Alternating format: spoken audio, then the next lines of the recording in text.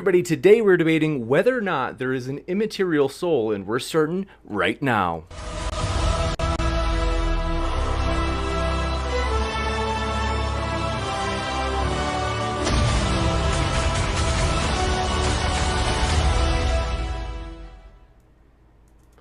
Ladies and gentlemen, thrilled to have you here for another epic discussion. This is going to be a fun one, folks, and want to let you know if it's your first time here to Modern Day Debate, we are a nonpartisan channel focused on hosting debates, giving everyone their fair shot to make their case on an equal playing field. And that's the topics of religion, science, and politics. So if you love juicy debates, if you're sick like us, consider hitting that subscribe button for many more controversial debates to come. And want to introduce you to our guests. This is going to be a lot of fun, folks. We have very experienced speakers up here, so I think this is going to be tremendous, and I want to let you know they're linked in the description. So that way, if you're listening and you're like, oh, I'd like to hear more of that person, you can hear more by clicking on their links down below. So, in fact, what I will do is we're going to go from left to right, and basically, we're just going to give a quick introduction or allow you to introduce yourselves, everybody, and let people know just what people could expect to find at your link in the description box below. So we'll start with Aron. It's been a while, Aron. We're thrilled to have you back, so thanks so much for hanging out with us. And just a kind of bit on what people could expect to find at your link below. Well, I've been a full-time secular activist advocating for science education and advocating for secular policies and politics for a better part of, well, I've been doing it for more than 10 years, and I've been doing it full-time since at least 2014. However, I am not rich, and I need all the help I can get, so patreon.com/ARONRA, please. You bet. And TJump, glad to have you here once again, friend of the channel as well. If you could let people know what they can expect to find at your links, the floor is all yours. Thanks for being here. I'm TJump. I do debates with professors and philosophers from different colleges around the world about different topics related to philosophy and the existence of God. I'm also not rich. I appreciate money too. Money is good. So check out my YouTube channel, youtube.com/TJump. You bet. Thanks so much, Tom. And Cliffe, thrilled to have you. I think it was like years ago when I had first discovered one of your videos on YouTube, these live interactions in public, really fun. So Cliffe, if you want to let the audience know, we're thrilled to have you back. If you could let people know just what they could expect to find at your link as well. Give me an answer. You can find people who are really concerned about truth. What does the evidence point to as being true? And I certainly don't know all the truth. I'm a searcher. I'm someone who's growing and understanding truth better, and I love talking with people who are in a similar quest. You bet. Thanks so much, Cliffe. And Stuart, thrilled to have you back as well. Just had that one-on-one the other day, so we're glad to have you. And as well as what people, just a basic introduction on yourself as well, as what, in terms of what people can expect to find at your link. Thanks so much. Absolutely. Yeah, the YouTube channel is Give Me an Answer or Ask Cliffe. And so you can check us out there. It's a international television program that you've been running for, gosh, almost 40 years. So it's on college campuses across the country. There's going to be a little bit of a dent in the things, obviously, this fall. Debating with masks on is going to be interesting. But we're thankful for your channel here, James. This is a great medium to do it on. And yeah, that's the link. Thanks so much. That means a lot. Appreciate it. And with that, folks, we're going to jump right into this. So Tom would like to get the ball rolling. Tom will be making a short statement, just kind of explaining where his side comes from. Then we'll hear from Cliffe and Stuart as well for their quick opening, just in terms of where they stand. And then we'll jump right into that open dialogue. If you have a question, feel free to fire it into the old live chat. And we ask that you do us a favor. If you tag me with that Modern Day Debate, it makes it easier for me to see those questions. And if you can reserve your questions for serious questions related to the topic, that helps a lot as well. So with that, Tom, the floor is all yours. Yeah, so I prepared a little bit of an opening just because there's supposed to be a 6-minute thing. So I'll just go through that as fast as I can. So the topic today is there a soul? And there's two competing hypotheses, materialism and then dualism or idealism. And in order to have evidence for one of the different hypotheses, you have to have some way to differentiate. Is my hypothesis real or imaginary? And anything that can do that, differentiate between the real and the imaginary, is called evidence. In science, we use novel testable predictions to be able to differentiate imagination and reality. So if my hypothesis is true, then I can predict that if we do this experiment, we will get this result. And if confirmed, that's evidence that my hypothesis is real and not imaginary. So which of these two hypotheses has been able to make novel testable predictions? Well, materialism. There are many novel testable predictions that have been made and confirmed about a purely physical brain hypothesis. For example, if the brain is purely physical, then your desires will be controlled by physical things in your brain. And we have confirmed evidence of this, such as in the case of a man who was convicted for being a pedophile, but he was discovered to not be guilty because he had a brain tumor causing these desires. And when the tumor was removed, he no longer had them. He actually had the tumor regrow and regain the desires, and then it was removed again, and again, he no longer had the desires. So obviously, none of that was the man's fault. It was all just due to the physical interactions in his brain due to the brain tumor. So we know desires are a physical result of the brain, unless the brain tumor also has some kind of immaterial soul thing that can warp your desires. Also, we know that impulse control and your choice to act on those desires is also a result of physical brain process, such as in the case of Phineas Gage, who had a metal rod shot through the left frontal lobe of his brain, causing him to lose his ability to have impulse control. Obviously, again, it is not his fault that he did not choose this, and he is not choosing the actions he is doing any more so than the man in the previous example. It's a result of the fact that part of his brain that was regulating impulse control had been damaged, meaning he is not morally culpable for his actions because they are determined by the physical brain damage that he had suffered. And it's not only desires and impulse control, but every function of what we think of as being a conscious person has been demonstrated to be a result of the physical mind through the same process. Morality, empathy, compassion, understanding, those can all be lost due to damage in the brain and make someone a psychopath. But again, at no fault of their own, just because of the damage to the physical processes of the brain. Same with emotions. Emotions, both good and bad, can be completely shut off by damage to the brain. Motivation, ambitions, goals, values, even religious beliefs can be shut off or added by damage in the brain, which is a common feature of epilepsy. We know that damage to the corpus callosum can cause the hemispheres of the brain to develop independently, causing what religious belief to develop in one hemisphere while being an atheist develop in the other hemisphere. Is the soul split in half by some kind of physical damage to the corpus callosum? I mean, I don't think so. It doesn't seem to make much sense. Even the ability to make a choice at all is a physical part of the brain. Using an fMRI, we can know what you will choose before you know you're going to choose it, just by looking at the brain states in an fMRI.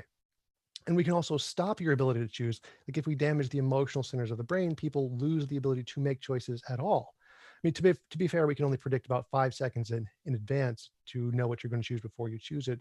But as time goes on and we technologically advance, the accuracy will increase dramatically, as with all scientific progress. And so this is why the consensus of all experts in every academic field related to consciousness, such as neurology, cognitive science, philosophy of mind, etc., they are all materialists, because all of the evidence indicates materialism. All of the testable predictions indicate materialism. Nothing but materialism has ever been able to make testable predictions. So there is nothing in idealism or dualism that has yet provided a way to differentiate their hypothesis from just being imaginary. And this is why materialism has met the burden of proof overall. And to quote Julian Mussolino, a cognitive scientist, most, in fact, the overwhelming majority of people in my line of work are what are called materialists or physicalists. There's a number of lines of reasoning that all converge on the same conclusion. That's what philosophers call a consilience of evidence.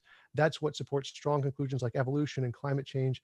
So in the case of evolution, you have fossil record, then you have molecular biology, comparative analysis. All of these things point to the same direction. Likewise for the soul. And I will conclude there. Well, Aron, if you're going to kind of save your time for the open discussion, we'll kick it over to Cliffe and Stuart. Oh, I think you're on mute.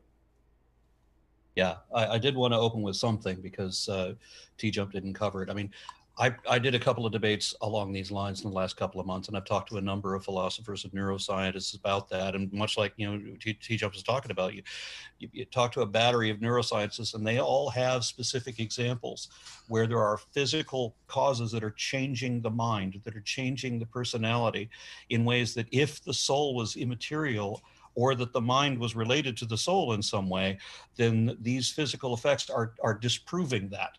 But more than just adding to TJump's point, I wanted to bring up the reason that people believe they have a soul. I've spoken about this a couple of times recently as well, is the fact that people in primitive ages, when they started putting all this together, they had no idea what air is.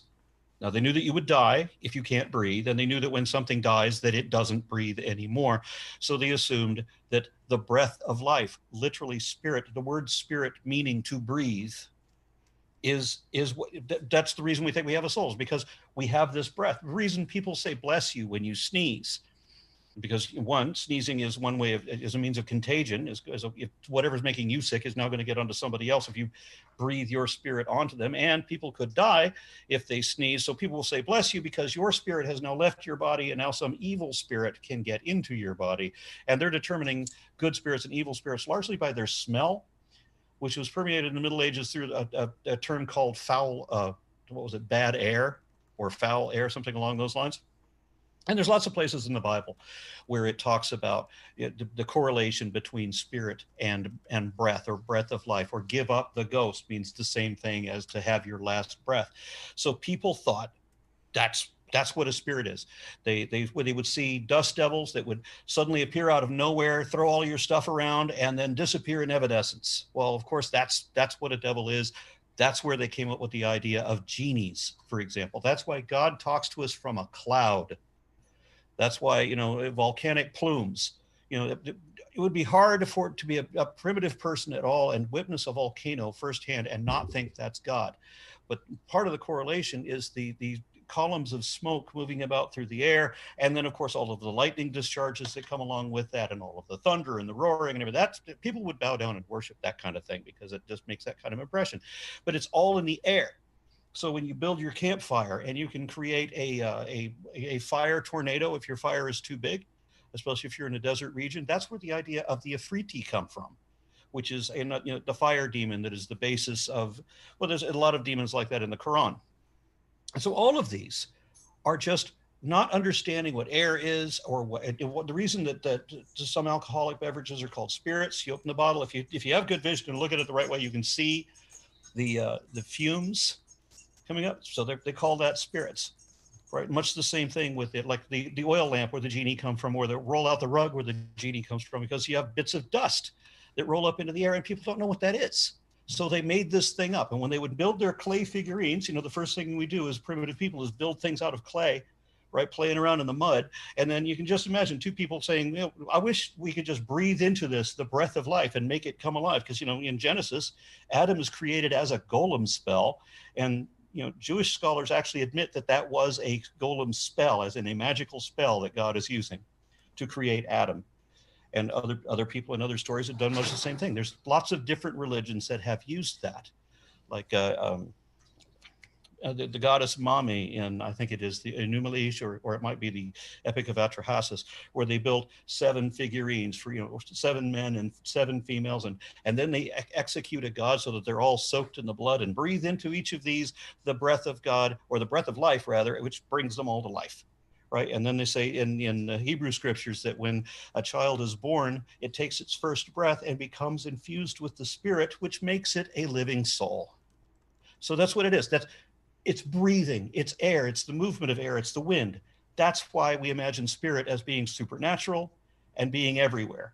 And that's literally, all of our belief in our soul is literally nothing more than hot air. You bet. Thanks so much, Aron. We will kick it over to Cliffe and Stuart. The floor is all yours. Part of what Aron just said, I agree with, in terms of it's more metaphorical. When God breathed air into the nostrils of Adam, you could say Eve as well, in the garden, they came to life. I would say also in Genesis 1:26, it talks about male and female being created in God's image. That's connected to that breath that Aron's talking about. Then if you go to Mark 8:36, talks about, what does it profit a man or a woman if they gain the whole world yet forfeit their soul? Many Christians have mistakenly thought that meant, oh gosh, you gain a lot of money or material wealth and you're going to ruin your soul and God's going to damn you forever, so you're not going to go to heaven. No, what Mark simply means there is that you're forfeiting your soul if your soul starts to disintegrate by chasing after things too much, holding too tightly to things like life on earth, to things like money turning into greed, to things like looks, attractiveness, whatever it might be. That's the disintegration of the soul there that Mark's getting at. Now, one thing Aron just brought up that I find interesting is he was kind of alluding to the God of the gaps argument. Well, I think it's fascinating that you're bringing that up here and now with the soul and the consciousness, for example. There's so much unknown. And you have Steven Pinker, who talked about that recently. You have Thomas Nagel in Mind and Cosmos, who spoke to that in a slightly different way. You have Luc Ferry in A Brief History of Thought, who spoke that way. And a lot of atheists, especially on Luc Ferry and Tom Nagel, have jumped on them and said, whoa, wait a second. You're supposed to be more of a hard materialist. What are you doing? Talking about there's excessive pieces to consciousness that aren't connected to perhaps evolution. Instead, there's tremendously ambiguous. Why are you talking about these immaterial things that make us look bad? But I'm so glad for Steven Pinker's honesty when he says there's so many parts of consciousness, whether it's subjective experience, whether it's mathematical laws, whatever it might be, that don't really line up with evolution, truly evolving, especially evolving as primates in such a way where we are trying to survive. So immaterial things, though, is what we're after here when it comes to the soul. And I think compartmentalizing it is crucial. Tom brought up a few different parts. I would say, though, to simplify, in the past 2,000 years for Christians, the soul comprises of the conscience, so distinguishing right and wrong. It comprises of also of the emotions, the intellect, relational beings we are. And I think that started right in the Garden of Eden, when we walked with God in the cool of the day. Unbroken, loving relationship with God is what we desire and what is exactly what human beings are made for. See, I work with a lot of opiate addicts, right? And why in the world do atheists, agnostics, and Christians talk about this God-shaped hole? And many allude to it almost as like a soul. It's this emptiness inside of you that you're trying to fill. And so many say, it's an untethered soul, for example. And Lindsay Lohan fell in love with that book and was really an apologist for that book, saying that we have to develop our souls in some kind of way in order to banish addiction. And so our society has really caught on to that kind of language. I like Soren Kierkegaard when he talks about how we have a sickness unto death and how that's connected to our soul in such a way where we build our lives on things that ultimately can destroy us because we have longings. And unless God fills that God-shaped hole, we always will have longings that tend to push us towards destructive behavior. So some immaterial things that will be connected to the soul. There's other pieces that I really didn't mention as well. I think the spiritual side is crucial, but connected immaterially. How about justice, love, morality, logic, reason, consciousness? Materialism can get close in explaining some of these things, but I don't think it can get anywhere near as far as theism can in answering a lot of these tough issues. Thank you, Stuart. When I use the word soul, I mean self. I mean personhood. You, me, I, you, person, personality, self. That's what I mean when I say soul. I think that's what the Bible means. Now, why would a thinking person believe that we have souls? First of all, because I choose my actions and you choose your actions. When I fall down a set of stairs, I don't pick myself up at the bottom and say, phew, I'm glad that's over. That's determinism. No, when I fall down a set of stairs, I pick myself up at the bottom and I say, stupid, pick your feet up and don't stumble down the stairs. In other words, I choose my actions. I think we all chose to be in this debate tonight. I don't think you have to. At least I hope nobody has a gun to your head, or I hope that your chemicals didn't determine that you would be part of this debate. I hope that the real you chose to be in this debate tonight. I can promise you the real me chose to be in this debate tonight. Secondly, the reason I believe there's a real self, a real you, a real me, a real soul, is because we reason through issues. I was at MIT and a student said, I don't have free will. I said, really, why? Because he said, I can't walk off the top of that building and walk through the air to another building. And because I was at MIT, I thought, oh my goodness, this is something I've never understood before. But afterwards, the students who invited me there said, Cliffe, the guy was irrational. The law of gravity does not deny the fact that we have free will and that we make decisions. So they helped me reason through that erroneous thinking on the part of that MIT student. We reason through issues. We reason freely. We don't have to be rational. We can choose to be irrational. I at times have been irrational. Not good. I don't like that. I want to be rational. I want to seek truth. The third reason that I'm convinced that we have a soul, a self, that there's a real I, a real you, is because I am morally responsible for my actions. And guess what? So are you. And guess what? The legal system in our country is based on that. If I walk around a corner of a building and see an elderly gentleman walking towards me, little balding hair, big stack of books under his arms, and I haul back and hit the guy as hard as I can, they haul me into a court of law and I say, Your Honor, I was abused as a kid. My father would pick up big books and smack me over the head, and he was a little balding in the hair. So that professor just so reminded me of my abusive father that I just had to haul back and hit him. The judge would look me in the face and say, Cliffe, I'm sorry that your father was so abusive, but you are still responsible for slugging that professor. I am morally responsible for my decisions. You are morally responsible for your decisions. No, not if you have a chemical imbalance in your brain. You're right. Then we are declared insane. But that is a sign of lack of health, lack of chemical balance. And therefore, we're not operating on a level field. And that's why Robin Williams' widow said, my husband had a terrorist in his brain. She was referring to a disease, a type of dementia. Yes, the physical is a key part of who you and I are. Obviously, we have brains. But when you write up the description of the brain, you've not told the whole story. There's a mind that thinks. And if you do a lobotomy on a person, you can't discover their mind, their thinking. You can discover the brain, the chemicals, yes, but not the thinking. You and I make moral decisions that we're responsible for. And the fourth reason that I'm convinced you have a soul and that I have a soul is because every single evening I self-reflect. I ask myself, Cliffe, when you did that, was that good or was that not good? Do you want to repeat that tomorrow or don't you want to repeat that tomorrow? In other words, I can critique myself. See, a robot doesn't know it's a robot.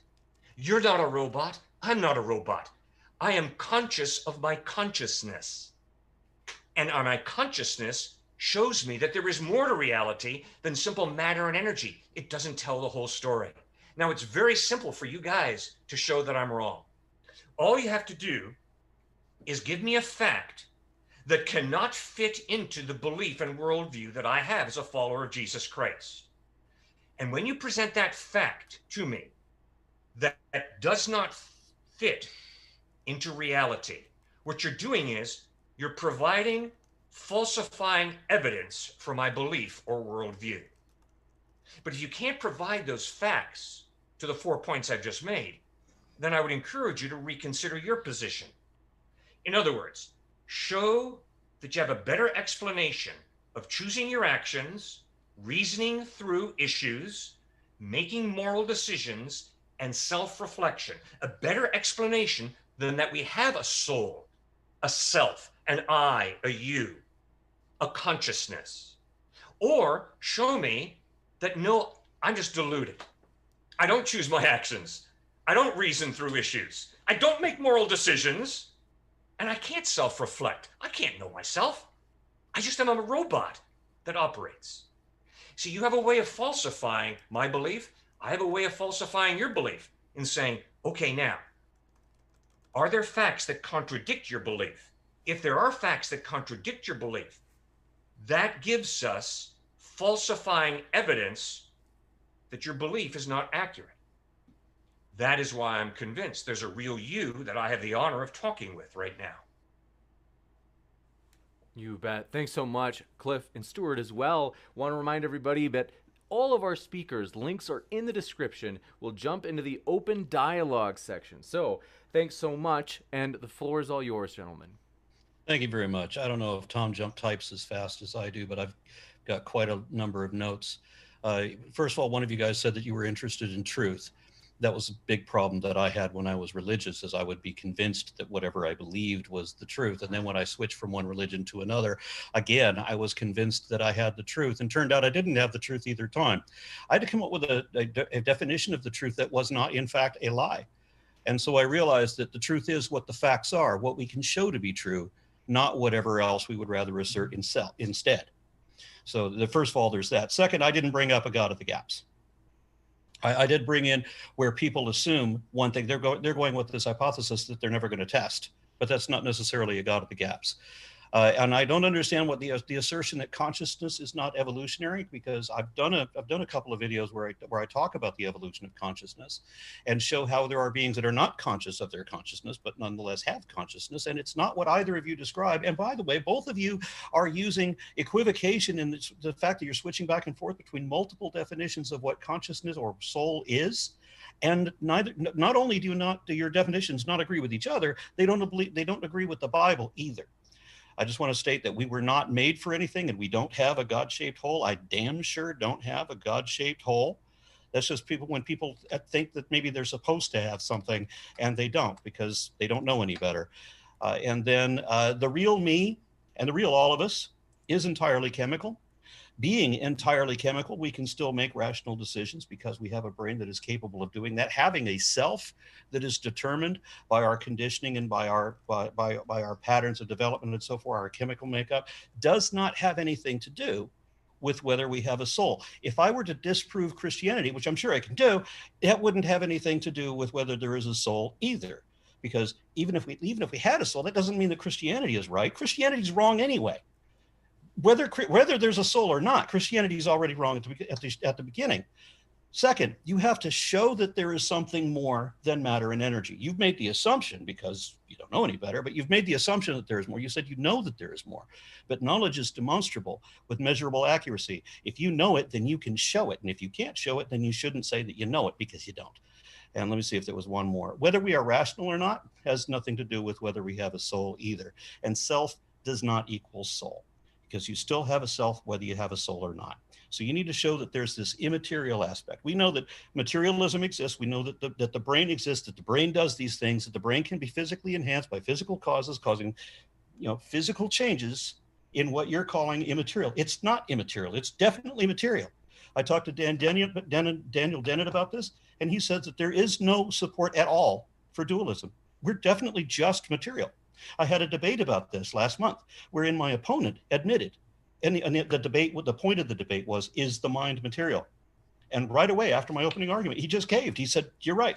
The brain isn't, or the mind is entirely material." That's it. Argument over. So you haven't presented reason one to believe your position. What you have done is show that you don't really understand what the position is. And I'm done. Tom, any thoughts? Otherwise, there's about 3 minutes. We'll go to Stuart and Cliffe for about 3 minutes otherwise. Yeah, I'd like to try and steelman their argument. So it seems like what they're saying is that justice, love, morality, logic, reason, consciousness, moral responsibility, the ability to choose, those things cannot be explained materially. Therefore, there must be some immaterial aspect or something. That seems like what the argument they're making, or that it's better explained by a non-material aspect, something like that.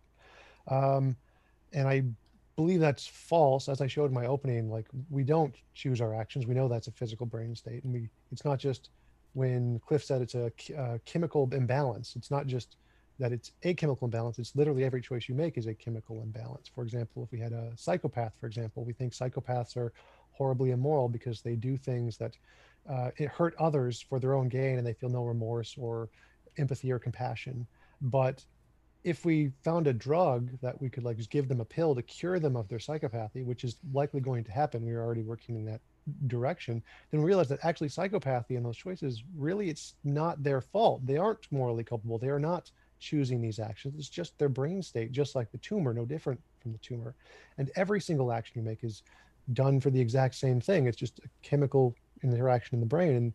And essentially we'll be able to cure it with a pill, so we can prove definitively we are not responsible for our actions, which is why the advancements in neuroscience, as reported by Robert Sapolsky, are in direct conflict with the court system today. And the court system is based on a false premise that we have moral culpability, when in fact we do not. And we can prove this pretty simply just by saying, if we do choose things, if we do have some kind of control over our choice, do we choose to do it for reasons, in which case it's determined by those reasons, and so it's determined and it's not a choice? Or do we choose it for no reason, in which case it's by definition random? That's a true dichotomy, P or not P. If we choose to do an immoral action or whatever for reasons, then it was determined by those reasons. And if we did it for no reasons, then it was by definition random. And so there's no way that we could have control over our choices to begin with, which is what all the evidence in psychology and neurology and cognitive science indicate. Gotcha. And so we'll kick it over to Cliffe and Stuart. That's about roughly 5 minutes. So it's like, I'm not keeping track per se, but roughly 5 minutes. Well, I found it interesting that Aron talked about his first point when it came to truth. And I didn't really follow too much in terms of, I heard you say jumping from religion to religion and thinking I had the truth each time. Well, it almost sounded like now you know you have the truth. It's almost like you can stop seeking now. So how did you land all of a sudden on that place? I think we're always truth seekers. That's kind of depressing to hear that out of you, because I have very many brilliant agnostic friends who at least talk about the sunset always receding. So we're always searching for knowledge. Actually, an agnostic guy came flying into my office once. I thought he was going to hit me, but he was like, "You gave up. You completely gave up. You sell out.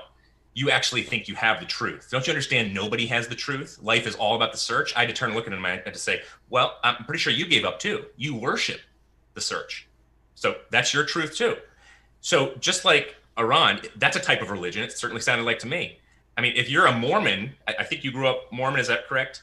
If you grew up Mormon, sure, look into historical documentation, look into the archaeology, look into talking more so, I'm sure you did, hopefully, with people in your church. I had many Mormon friends growing up. I understand the whole deal with you can't drink 7-Up and such. There's many different weird things going on within Mormonism.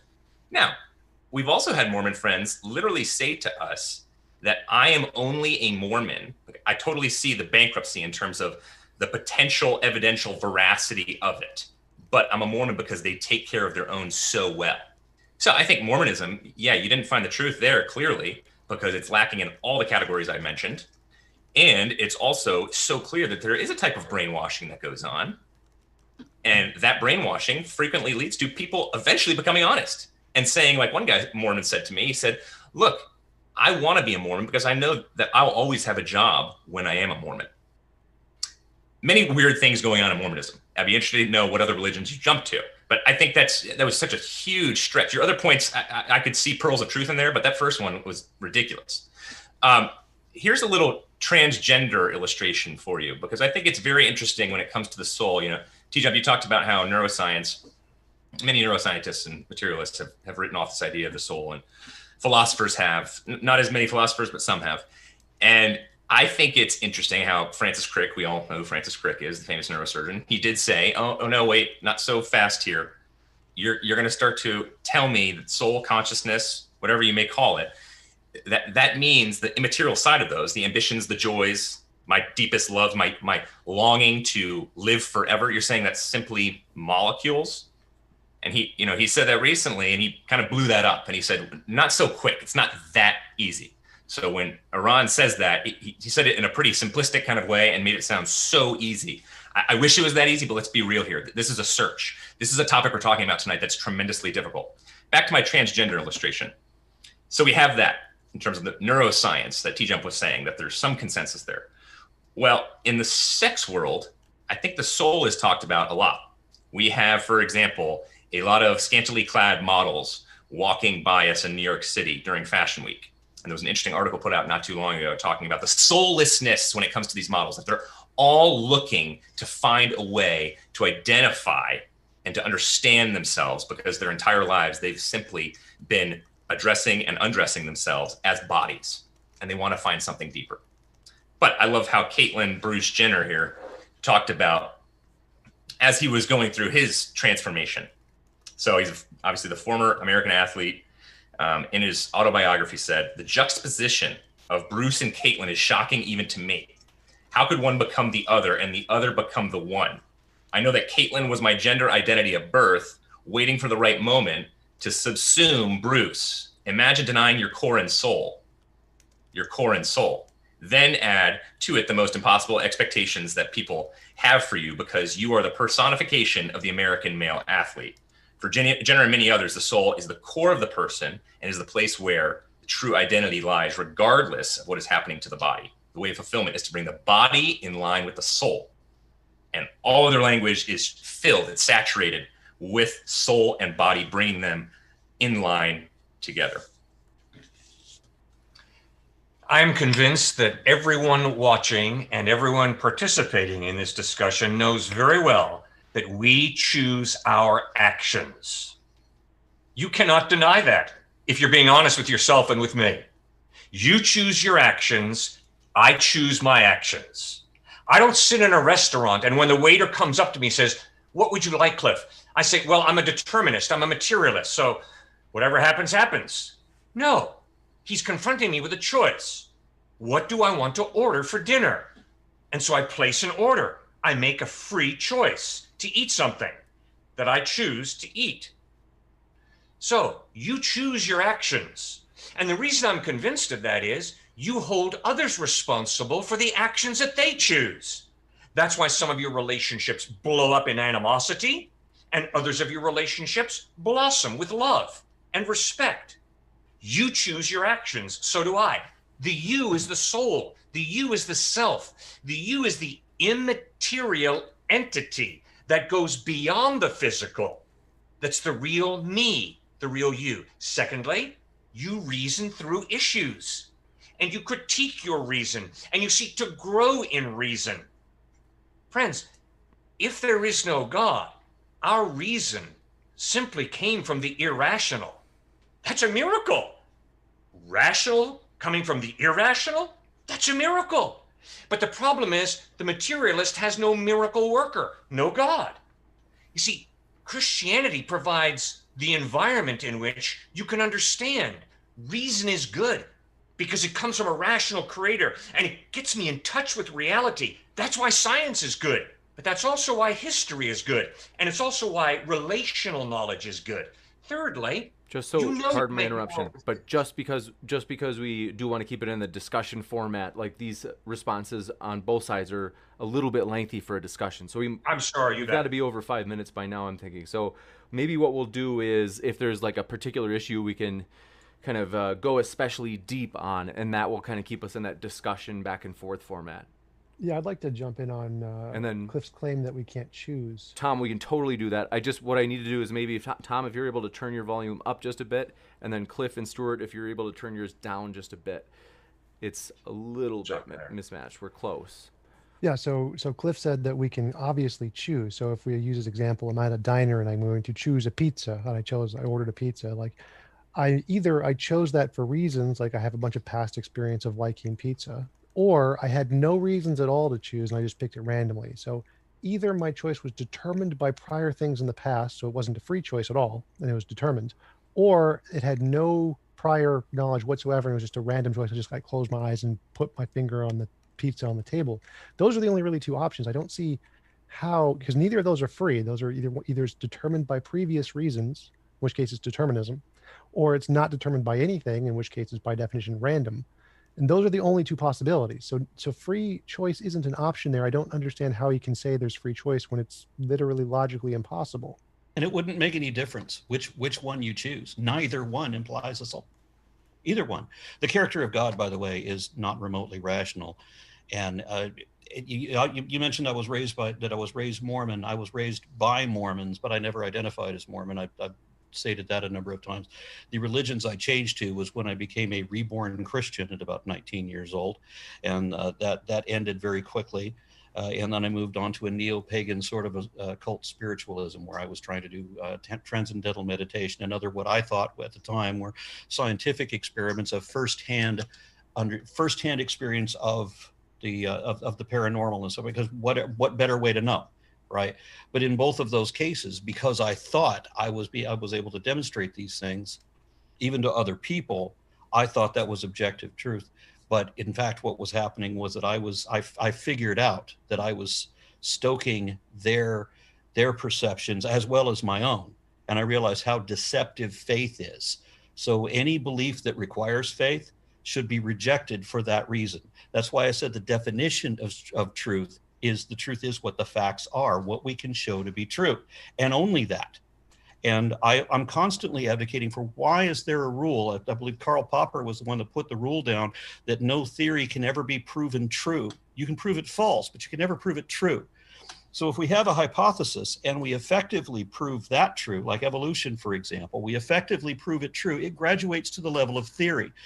Just like we did with the theory of gravity, like when Einstein revised the theory of gravity and came up with relativity, and whoever the next physicist is to revise Einstein's theory, because it needs revision as well, that will graduate to the level of theory if it can be efficiently or effectively proven the way Einstein's theory was.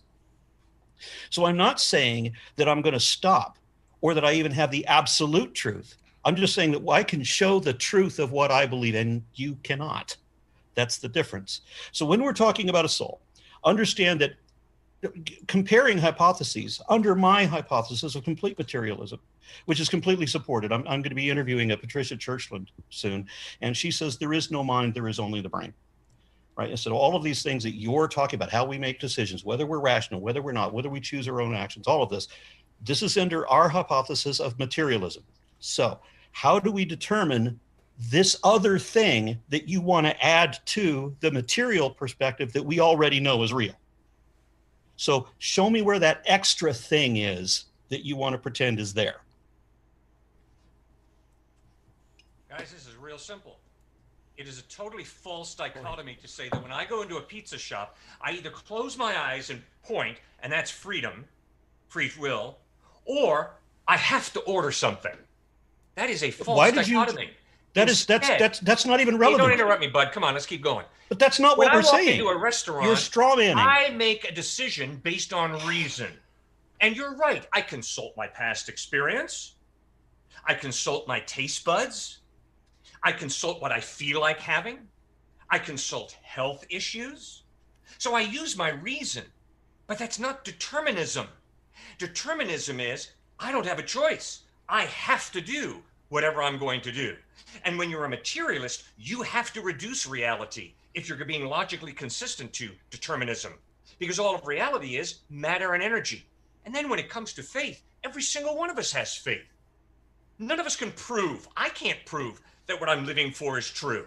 But no, I'm not going to do this. That what I'm I not am going to do this. For is true. So faith is not blindness.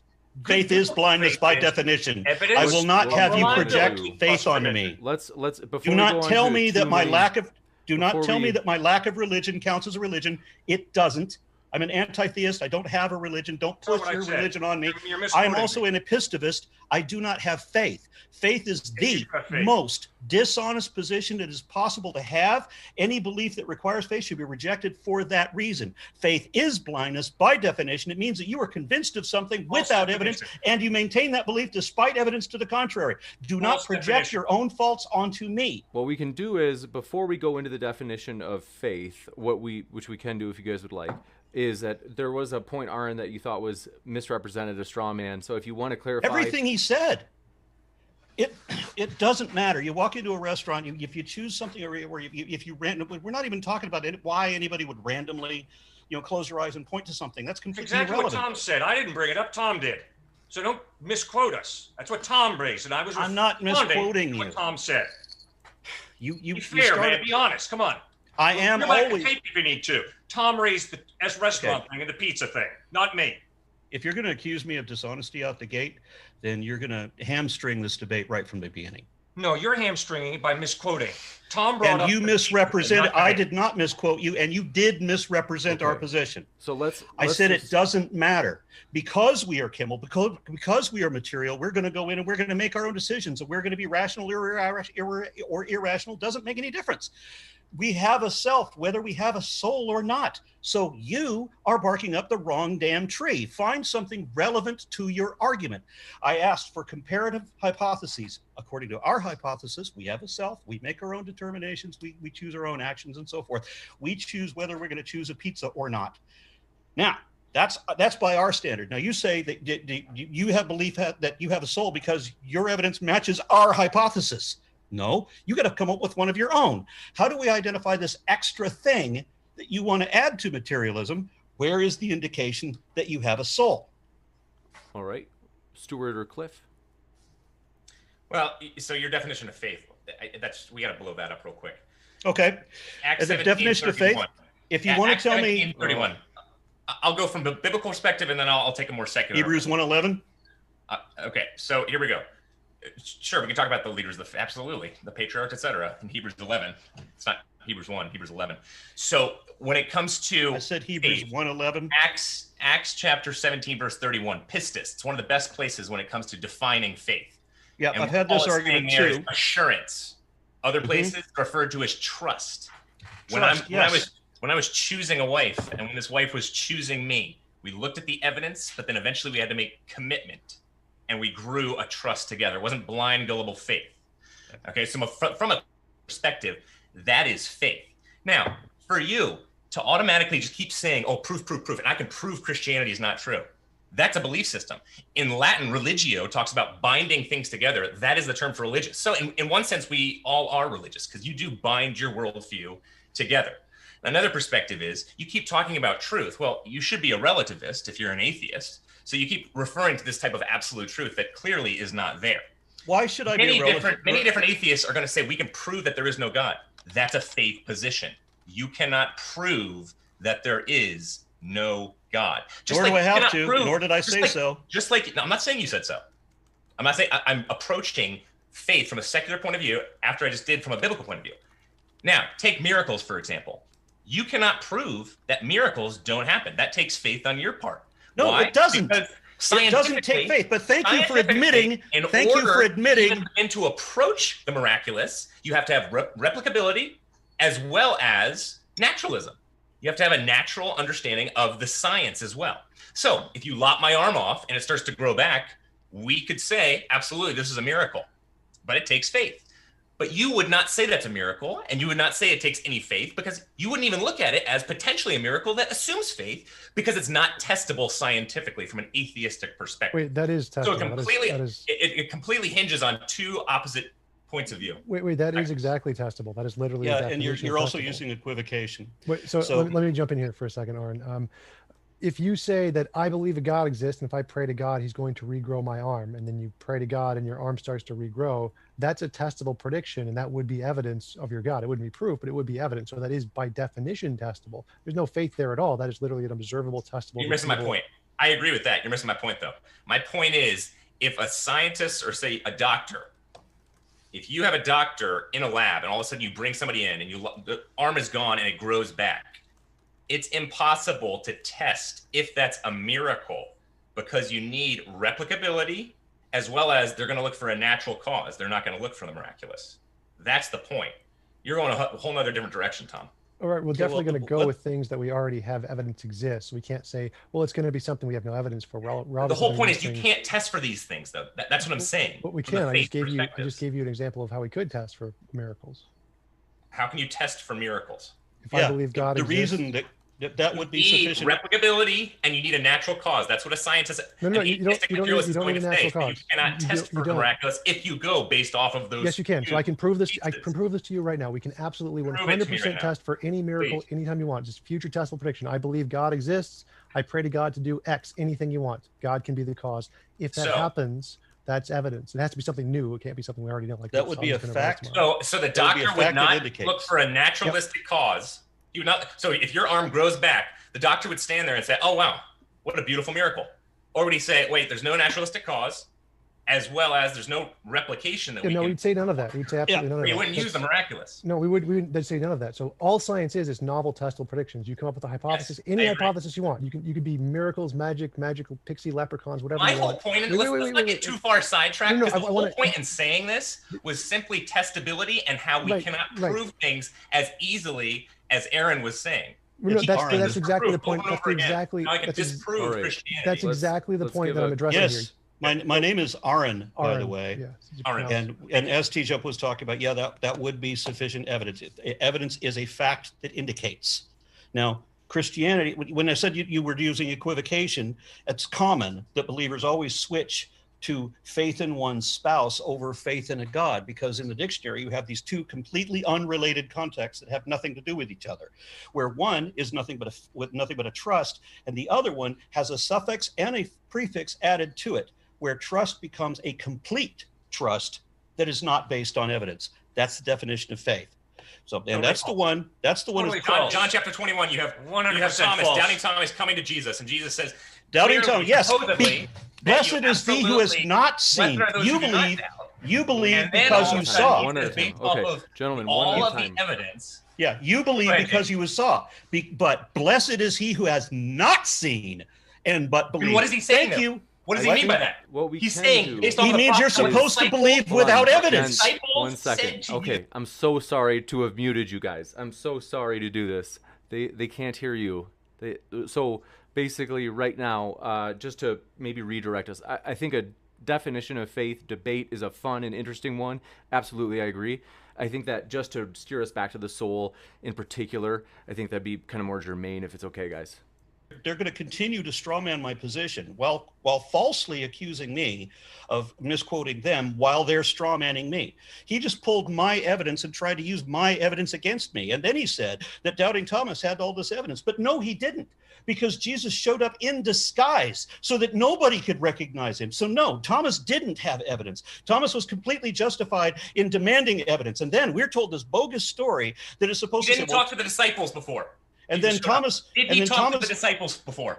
Exactly. and then Thomas, You're totally what do you wrong. mean exactly? Check it out. He had eyewitnence Check reported what from the out? other disciples What that they kind of saw evidence do you Jesus want? risen from the Gents, dead. I'm That's a so- form we of really- knowledge. Okay, pardon my interruption, but we just to redirect us really quick is that I do understand how this is important, and it came up in the debate, so I don't blame anybody for addressing it, but maybe just to shelve it for now, and maybe we can come back to it later, and if we steer back to the soul. Here's the problem. It happens in every debate I have. The believer always tries to push their religion on him. Oh, atheism is a religion. No, it's not. Your lack of faith is a faith. No, it's not. Your lack of religion is a religion. No, it's not. Quit trying to push your own bullshit onto me. I'm Great not going to strawman have it. I argument. don't have a Good work, religion. though. I don't have faith, and You you did a don't great have job evidence. strawmanning That's there, it. buddy. You What? accused I us of think this is a strawmanning, good and you go ahead and do You that did exactly what you're strawman. accusing us of. Okay, just a good. If we can take it back to, we do really have to take it back to the actual topic. So Can I let's- try to translate that into an argument that we can go back to the topic with? So from our perspective, we don't have faith at all. We just have evidence. Evidence is just any way we can differentiate, is our hypothesis imaginary or is it real? And novel testable predictions is how we do that. We have lots of novel testable predictions that indicate our conclusion. So we have evidence, not faith. Why do you think that ours qualifies as faith? Now, I totally grant that yours would qualify as faith because I don't see you as having any evidence that can differentiate imagination from reality. But why would you call our position faith? Because we clearly do. Because when you go home tonight, you're going to have to relate to another human being. And every single relationship that you have is a faith relationship. You don't prove a person. You gather evidence that the person is reliable, is credible, and trustworthy. And then based on the evidence, you make a commitment. That is faith. And when you go down the road and when you come to a green light and you see another car coming down the other road, you don't stop at the green light to make sure that the other car has stopped. Instead, you go right through the green light, trusting that the state does not grant licenses to irresponsible people who drive through their red light and smack into the side of your car, sending you to an early grave. And when you go to the pharmacist, you take the bottle of medicine, you don't take it home and chemically analyze the contents. I think I got your point here. But instead, you trust that the state does not give pharmaceutical licenses so we don't- to irresponsible people. mind if I Just- would like to, I think I got your point there, but none of that's faith. That's just induction. I don't know why you're calling induction faith. It's Why are you calling trust. induction faith? No, It no, is it's just trust. induction. It's not proof. It's trust based on evidence of reliability. That's just called induction. I don't know why you're calling induction faith. I think I'm literally saying just- that you make decisions that are not proven. It's based on evidence of reliability. That's just literally the to definition of induction. Yes, steer that us is away scientific from induction. the epistemology topics. Definitely important, I agree, but maybe more back to the kind of the core arguments. No, this for or this is against the directly soul. related to the topic. He said we have faith, and I'm saying no, we have evidence, and you're claiming we have faith. So no, it doesn't seem like it. Seems like we have No, evidence. it's not, Tom. I'm sorry, but we're going to redirect more toward the arguments on whether or not there's a soul.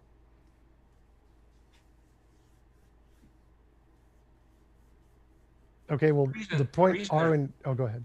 Go ahead, Tom. The point Aron was bringing up is how do you like demonstrably show that there is this extra thing that is beyond just the physical? That was the point he was asking for. How do you show that there is this soul thing at all? And because you mentioned before that there are like facts that are contradict our worldview or something. Like, what are the facts that contradict our worldview? The way you live your life shows that you choose your actions. And when other people act towards you in a certain way, sometimes you approve of it, and other times you disapprove of it. And when you disapprove of it, you don't buy the line, oh, I had to do that. You say, no, you chose to lie to me. You chose to cheat me, and I'm going to hold you responsible for that. Or you chose to love me and to be a person of integrity. So you choose your actions, and you show that you believe that by realizing that other people choose their actions when they interact with you. Secondly, you reason through issues and other people reason through issues. And you're not just throwing it up against the wall right now. You're listening to me and trying to respond as intelligently as you're able to. And I'm listening to you and trying to respond as intelligently as I can to you. That's reasoning. You don't have to do it. You can be rude. We can start name calling. We can accuse each other of a lot of different things, or we can learn to be respectful and have a reasonable dialogue. You don't have to be reasonable. You can be very unreasonable. And you know that because you meet people who behave in an unreasonable way. You also make moral decisions, and other people make moral decisions. And nobody has to make their moral decision. We choose. Right, but all of that is exactly explained under naturalism and materialism. I don't know why any of that would indicate a soul. No, exactly. Materialism reduces reality to just matter and energy. And your experience of life should inform you that there's more to reality than just matter and energy. You're not just a bag of molecules. But I am a bag of molecules, right? You're not just a bag of molecules. You're a human being with a soul, a personhood. We'll get to the soul. Let's just make sure we understand. We are bags of molecules, right? We have a physical body. We do have a physical body. Good. Now, we agree on that. All of us, all four of us agree. Now, Tom and I agree that with or without a soul, we chemically brained animals reason and choose our actions. And we may be rational or we may be irrational, but it doesn't make any difference. Our chemistry, our physiognomy, our brains enable us to make these decisions and behave this way. So none of that changes when you say that what you have a self. Oh, yeah, we know we have a self, but you make decisions. We know we make decisions. Show us where a soul is. Give us the extra thing that doesn't fit into our hypothesis already. Show us that magical extra thing. How do we test for your hypothesis? Can I rephrase that just a little bit? If we are just material, why would our ability to make choices and reason, why would we not have that as just material? Why do you need some extra feature to be able to do those things? Because it seems like we can do those just fine just on materialism. Why do you need the soul thing to do those things? Because materialism reduces reality to matter and energy, which means you are simply molecules in motion. Are we reducing or are you expanding? Decision. Instead, your molecules program you, determine how you relate, how you reason, what you choose morally. It's determined by the molecular balance or imbalance. I'm saying that's an incomplete view of reality. Yes, we have bodies, but there's more to us. There's a self, a soul. Okay, show us that extra thing. How do we know that extra thing exists? Because of the way you experience life every single day, because of the way you hold people responsible for the decisions they make, for the way you hold people responsible for their ethics and morality. That's why you use the words should and ought. You should not have talked to me that way. And you're not thinking that the answer is, I had to. No, you say, you should not have talked to me that way, which means I'm holding you responsible. You did something wrong. So everything you're saying matches with our purely materialistic chemical minds. Where's the extra thing, that magical, whatever it is, that is a soul? What is a soul anyway? Because you said it's self. Obviously, it's not self. We have a self, whether we have a soul or not. We disagree. We have a mind, I called whether it we have a self. soul. I said your soul is yourself. It's your personhood, your personality. We have a personhood. We have a self. Right at the start. Okay. Right. We would then we have a soul. If you're going to decide that a soul is just the self that we experience as our purely material self, then fine, we have a soul. If that's what it means, a purely material physical experience of the physical world, great, I have a soul. I would have thought that it was supposed to be some sort of supernatural thing that was supposed to maybe survive the death of the physical body, something like that. But you're saying that no, it's just the thing that we pure materialists already accept. Okay, fine. So pure materialism is correct. Thank you very much. I thought you were arguing for something else. Pure materialism is incomplete. We obviously have show me what's bodies, missing. But there's more to us than physical bodies. Show me we that. Have free will. We have rational abilities. How is that go beyond the brain? That go beyond molecules. There's a me, a you. Show me over and that over it goes again, beyond molecules. And the only way there can be a soul and a real self is if there is more to reality than matter and energy. There's got to be some type of God who creates us with a soul. Can I ask about that? So what would be the difference between a free will rationality self that's all material versus free will rationality self that's immaterial? Like why do you think those things are not possible under materialism? Because materialism reduces reality to matter. Okay, all he can do is energy. repeat himself. It's a closed universe. That's the problem with materialism. and your experience of life should inform you. You have closed reality too much. You've shut it down. Clarify and a little bit. Limited reality to simple matter and energy. Let me That's clarify. a You have closed expanded universe, and your reality to experience include. of life should tell you that there's a lot more to reality than just matter and energy. Okay, so our experience shows us all the material things we already accept, and now you want to stretch or exaggerate reality to include this other thing. Now, you've already described things that we know and understand, that we have the self, free will, if we have it, that how we determine our actions and make our rational choices, all that we have as pure materialists. Show us where there's a soul and what a soul is that isn't already something we already accept. If you are a pure materialist, it's real simple, guys. If you're a pure materialist, you don't choose. Cliff, can I if you're a pure materialist, why do we not choose? Because you don't have a will of your own. But we do have a will. No, you don't. Cliff, if matter and energy is all there is, you don't have a free will. Then, yeah, matter and energy determines our will. What the hell is wrong with that? Why do you keep repeating irrelevance? Let me jump in here for a second. So I can build a chair out of wood, or I can build it out of metal, or I can build it out of glass or plastic. Any of those things, I'll build the chair. We can have free will built purely out of matter and energy. We can have reason built purely out of matter and energy. We can have self built purely out of matter and energy. Like all of the things you mentioned can be made purely out of matter and energy. Now, not all materialists are determinists. So all of those things you mentioned can be made just on materialism. So why do you keep asserting that it just can't because it reduces things to matter? Well, you're reducing things to supernatural instead of material. He's exaggerating to supernatural. He's going the other way. So he wants to add some other thing to the reality we already accept. And then he wants to redefine that other thing as the thing we already accept. He came into this debate with the purpose of proving this other thing. And that other thing isn't the self that we already have as materialists. It isn't our decision-making ability, which we have as materialists without a soul. We have all these things without a soul. The only thing we would have with a soul is a continued existence after the death of the physical body. That's it. That would be the only significant difference I can think of. We can have that material too, like if we're in the Matrix. But so my question was, how you said we can't have these things under materialism, but I think we definitely can. Like we can build a soul and free will and all of those things just on materialism.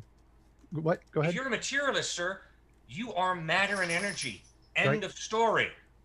You don't have your supernatural, your soul, right? That's disconnected from your urges. Why would you imagine when a body is bleeding in the ocean? A shark instinctually eats the human. What does a human do? A human can ignore the person, or the human could try and save the person. And you're saying animals don't have this choice? Human being has a free will. We just don't operate by instincts. I have instincts that I contradict. Guess what, guys? I don't feel like forgiving. My instinct is not to forgive, but I am capable of exercising my free will and choosing to forgive. I got to jump in here because as Christians, you can't have free will because there's contradictions in your own belief system that don't allow it. But at least we have the ability to have free will, and we have the mechanism that gives us that. And you're supposed to be arguing for something else outside of the mechanism that gives us free will. You're supposed to be arguing for something not material. Do you have evidence that there's something not material? Something of a soul, perhaps, that isn't the self that we materialists already accept that we have chemically? Okay, so you want us to try and prove to you the immaterial things that, say, I brought up earlier in terms of morality, justice, love, consciousness. I mean, how do we test for that? I think that's our exact point. Why don't you just redefine when you have a creative mind, when you have a personable God who created... No, even when you don't have a personable God. How does that even when you don't have a God, he'll still have the creative mind. A naturalistic perspective and saying with or without a God, we still have a creative mind. Material. With or without a God, we still have a creative mind. You're supposed to give me that other thing that we wouldn't have. You don't have a creative mind without a God. No, you do. No, you don't. You definitely do. You use your creative mind to create your God. No. You definitely don't need a gift from the creator. Okay, no, that's your assumption, and it is false. No. And every neuroscientist will support that is false. Simple. The rational comes from the rational. The rational does not come from the non-rational. It's that simple. Wait, Cliff, you don't understand it. It is that simple. Aaron, I'd like to pick up on that. I'd like to pick up on that real quick. That makes no sense. Cliff. The rational comes from the rational. You're believing in a miracle. that the rational comes from the I non-rational. do not believe in a I miracle. cannot accept that because you don't have a Can I jump in miracle. here? You got I'm no sorry. God. Can I jump in here? So, Cliff, what you just said was the rational comes from the rational. That seems to be a composition division fallacy. Like if I said you have no wall can be made of bricks because you can only get bricks from more bricks, and that clearly doesn't make sense. We have these things called emergent properties where you take smaller pieces and you add them together and you get this new property from a combination of smaller pieces. So clearly you can get rationality from things that don't have rationality, just like you can get a wall from things that are not a wall, like bricks, because no brick is a wall. So it seems like your argument was just a classic composition division fallacy, but I'd still like to ask you, how do you, because you keep saying we can't have these things under materialism, but it seems like just like we think we're made of matter, you think we're made of something supernatural, we think we're made of something natural.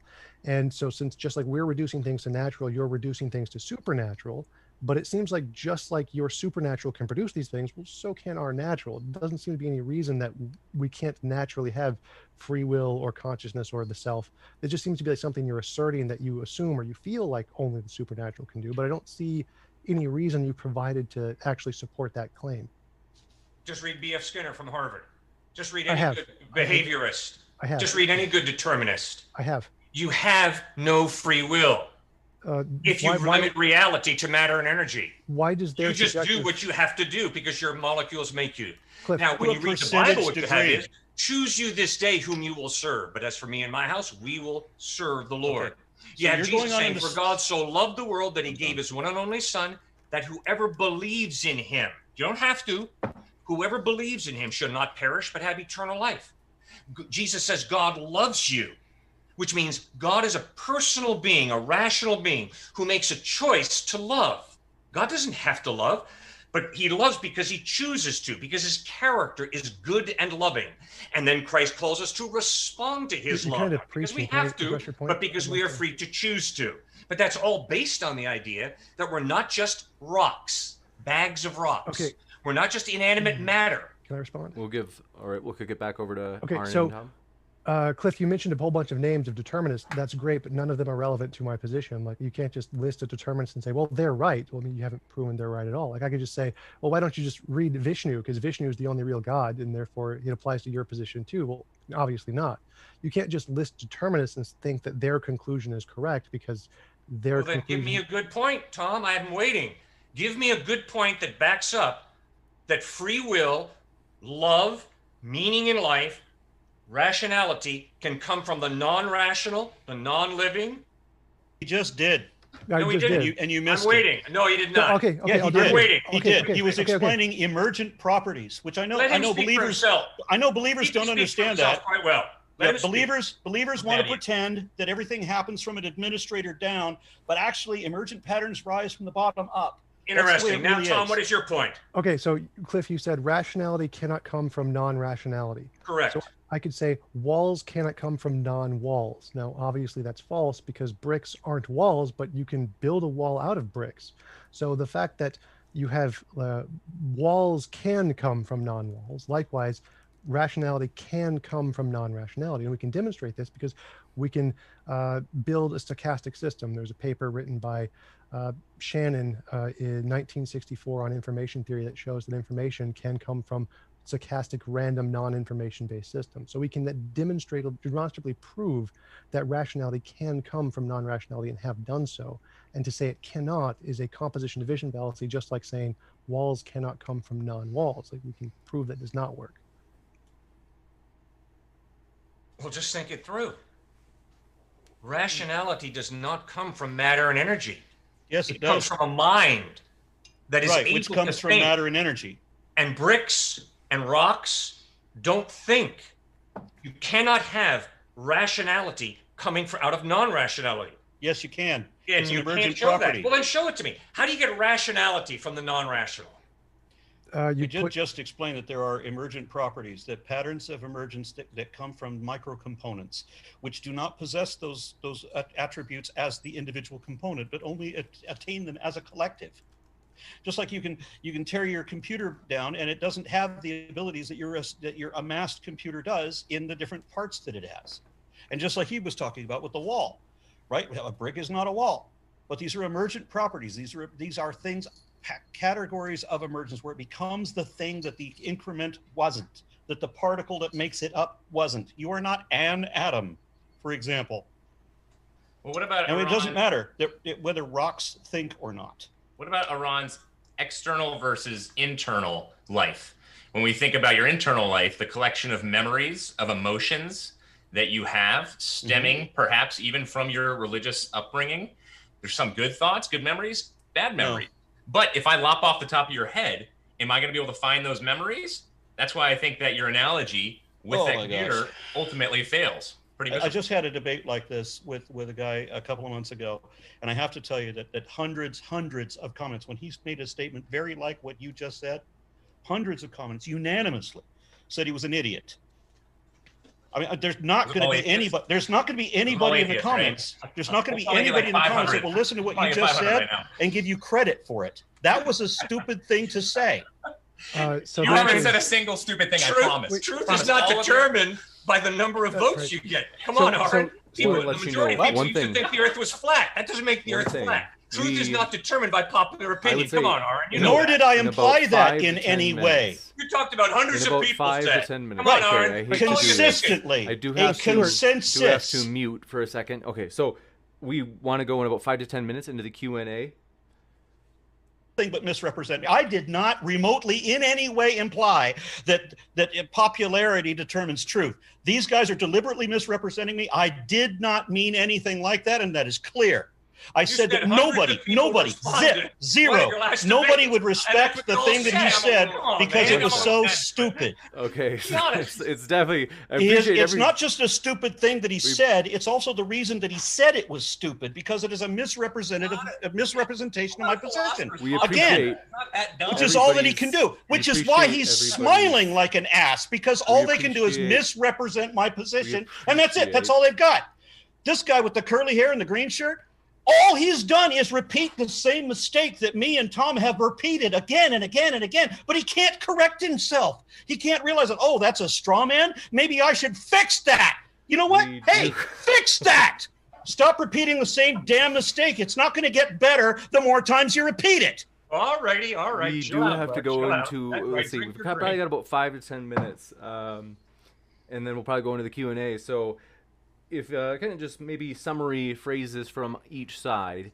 Well, I kind of wanted to pick up on what Cliff said. He said if you cut off your head, you won't be able to find the memories. Well, we can actually. We literally have done that. There's a case with, I believe it was monkeys or cats, where we would show them a visual stimulus, and we could then kill them and cut open their brain and put it on a certain kind of radiometric paper and literally see the thing they were visualizing in their mind. So we can actually find exactly the memories that you are having and the thoughts you are having in your brain if we cut off your head.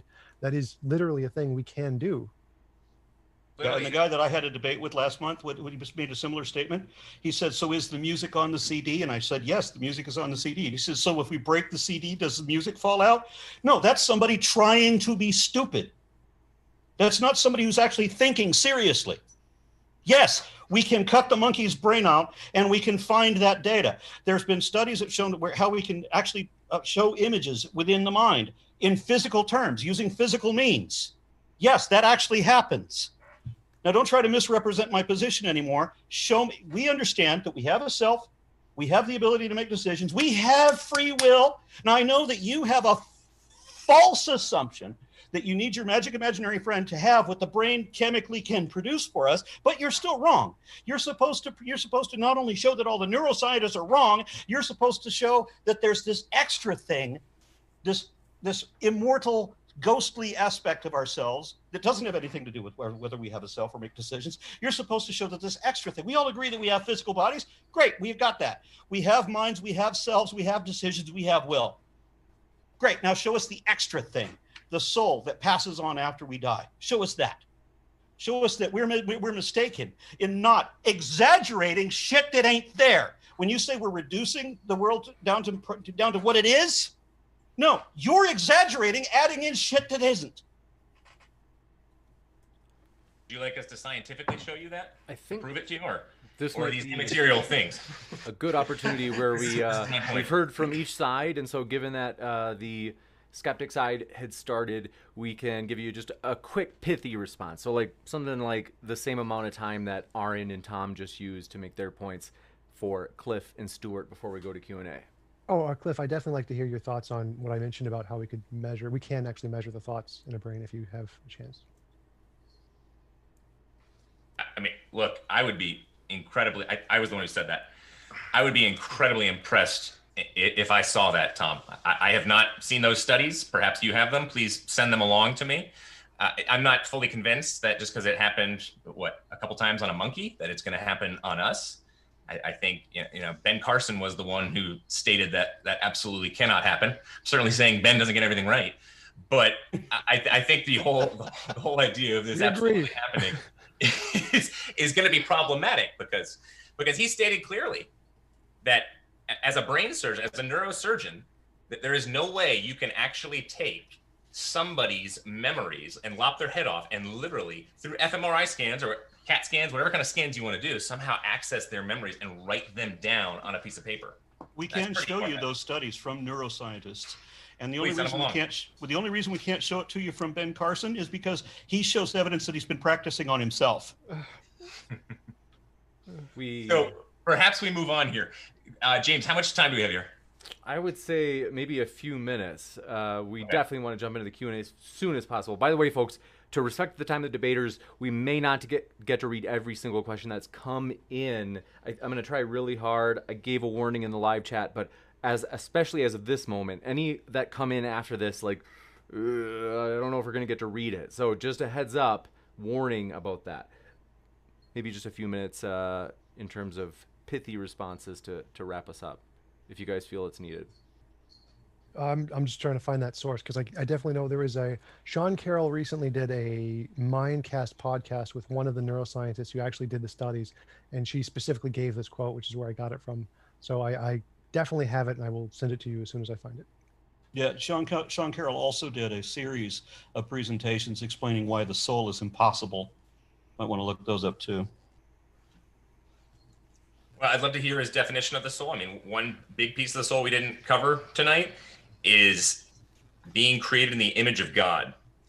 If we are imaging God, that has a lot to do with our soul and the innate value that we have. I heard Aron speak a little bit of nihilism earlier in his opening statements, and it was fascinating in terms of meaning in life and purpose in life. And if you're created by a loving creator who has lived throughout time in a trinity, in a perfect loving community, rather than Allah or one of these other strictly monotheistic religions where it's just one person, you can't experience love throughout time with just one person. No, that's why the Trinity is so beautiful. And then he imprints his image onto us. And then you know what happened to the Roman Empire. The slave-owner relationship changed drastically. Literally, every single orifice of a slave was treated as a urinal for the slave owner. And then what happened? All of a sudden, Luc Ferry talks about it. You have this incredible understanding and this imprint of Jesus Christ coming, dying on the cross, understanding that we are created in his image, God humbling himself to the point of even dying, not just being with us. And that was completely earth-shattering. You look at so you're arguing for how it traveled into Europe. And see, the problem, my concern here, we talk about ideas as shaping culture. I don't think humanism, I don't know if you guys are humanists, but I don't think humanists ultimately are going to be able to fix our world's problems. Case in point, humanists are the only ones who can. Who are humanists? I mean, chart the last 25 conferences that were humanist conferences. Only one of them was outside of a Western country. Okay. It was all white Western areas. It does not travel well. Being made in the image of God and having a soul, I think, is way more durable. It's not proof that God exists by no means, but being created in the image of God, having a soul gives everybody indelible worth and value. That's why if you look at many countries now where you have a 30% increase of abortion rates in order to do away with those with Down syndrome, or you look at the Alzheimer's epidemic and how we are just completely cutting off people with Alzheimer's. Okay, no longer does the soul or being imaged in God create indelible worth in those types of people. That's what Christianity has sustained and given the world throughout for the last 2,000 years. And if it goes away, good luck replacing it with something. Apart from the misinformation, you also spouted a lot of irrelevant nonsense, but you said nothing that had anything to do with us actually having a soul. No argument for the existence of a soul. You've jumped to your apologetics to a failed belief system, which we were not supposed to be arguing. You tried to argue for a God, which is not supported by any damn thing. And you tried to argue for this belief system that you've assumed with absolutely no question and without any evidence whatsoever, I must add. But you didn't add anything that was an argument that was supposed to be the thing you agreed to come here tonight and to argue for, which is the existence of a soul. And you didn't take us down the whole trail path. I mean, the crazy path of different religions and truth and what faith is. You've been fully on soul, right? Yeah. Absolutely not. You have not been anywhere close to focusing on the topic at hand. So don't try and now strawman us somehow, or somehow make this ridiculous claim that we have done this. No. Oh, I'm the one making the ridiculous claim. Okay. I think it was nice that we jumped to different into the Q&A. We do have our first question. Thanks so much for your questions, folks. Want to let you know, as a reminder, we're a nonpartisan channel. We hope you feel welcome here, whether you be Christian, atheist, you name it. We really do hope you feel included. And so, Matthew Steele, thanks for your question. So I'm trying to wrap my head around it. They said, can you justify the possibility of anything, such as a soul, without presupposing it first? I suppose if you, Cliffe or Stuart, want to respond in terms of if you think one of your arguments did or didn't presuppose the existence of a soul from the start. You bet. My whole argument that the soul exists is not by presupposing there's a soul. It's a result of looking at your experience of life. Look at how you choose your actions. Look at how you reason through issues. Look at how you make free moral decisions, and look how you self-reflect. Based on that observation of your experience and my experience, the evidence is there is more to you than simply a bag of molecules. There's a you that goes beyond the chemicals, that goes beyond the electromagnetic reactions. There's a real you that makes decisions.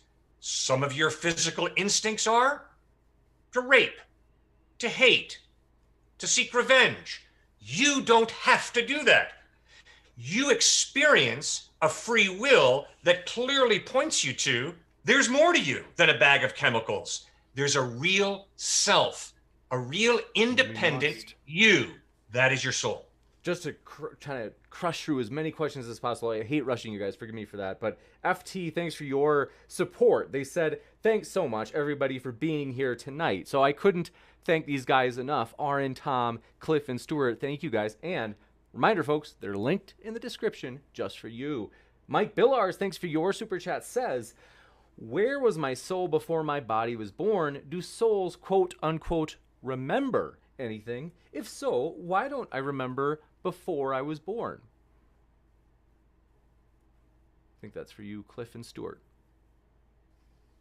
Okay. Go ahead. I'll just give part of it. I mean, the biblical response would be that you are created body and soul at the same time. But it gets back to Aron's original point. It is the breath that God breathes into you. He breathes life into us. So that's where we think we become, and that's where we deviate, obviously, greatly from a naturalistic perspective, where it's just your born body. No, God imprints. That's why I just went off on my long monologue on being created in the image of God, where it is a soul that he gives us, that we're created in his image. We have that much value and worth. If you go to a suicidal person, good luck just talking about simply a body and giving them a reason to live. So often I do talk about soul in counseling with people, and how do you know it's your life that you have the right to take? No, you're created in the image of a loving God. It's his right to give or take life. Gotcha. And thanks for your question, or I should say this one. Want to let you know, if you're an atheist channel, we already have a Christian channel doing an after show. That's John Maddox, who said epic after show and open mic starts in 5 minutes. That's linked in the description and also in the live chat. So if there's an atheist channel that wants to do an after show, let us know. We'll link you guys, as we want to link anybody who does it, no matter what your view is. Next up, thanks for your question. This comes in from Sunflower, who says, if you feel as though you're choosing your actions and not just being strung along on a deterministic path, compare yourself to someone who doesn't feel as though they're choosing their actions. What accounts for that difference in feeling? There are a lot of different possibilities. Addiction, being brainwashed, having a psychological imbalance, There are lots of different reasons why some people might feel, I just don't choose my actions. But I can promise you, the vast majority of humanity is totally aware of the fact we choose our actions. That's why we hold each other responsible. Gotcha. Thanks so much. And thanks for your question. This one comes in from Matthew Steele. I think this one's for you, Aron. They said, can you present the foundation of your belief system about the fact of reality without using any presuppositions whatsoever? I don't use any presuppositions whatsoever anyway, so that, yeah, that would be relatively easy. The fact is what as I said, the fact is what is demonstrably true. Objectively verifiable data is the definition of what a fact is. Now, Hume gave the argument that we are forced with no choice of our own to make the same assumption that a beast or a baby would, that our senses are providing some kind of accurate information, and anything else would be literally madness because it's impossible to function any other way. Now, science conducts by testable hypotheses, and as I said, if a hypothesis is disproved, of course, it's discarded or necessarily revised. But otherwise, if it is supported, it's never proven true. It may elevate to theory, but then the theory may never be proven true. It can be supported by absolutely everything, just like evolution is supported by absolutely every single study ever, and never contradicted once, but we can still never declare it to be proven. So I don't have to have any presuppositions beyond what I'm absolutely forced with no choice of my own to accept. That is, that there is some form of reality, that there are other minds, a mind-independent reality, and that there are other minds independent of my own, and that my senses are providing some kind of truthful information. That's it. I would tend to agree. So I have no presuppositions in my worldview at all. I just start with, I think, therefore I am, and then build knowledge of reality off of that. So I have no presuppositions in my worldview at all. Gotcha. I also don't have a commitment to a belief system. I don't have to believe what I do.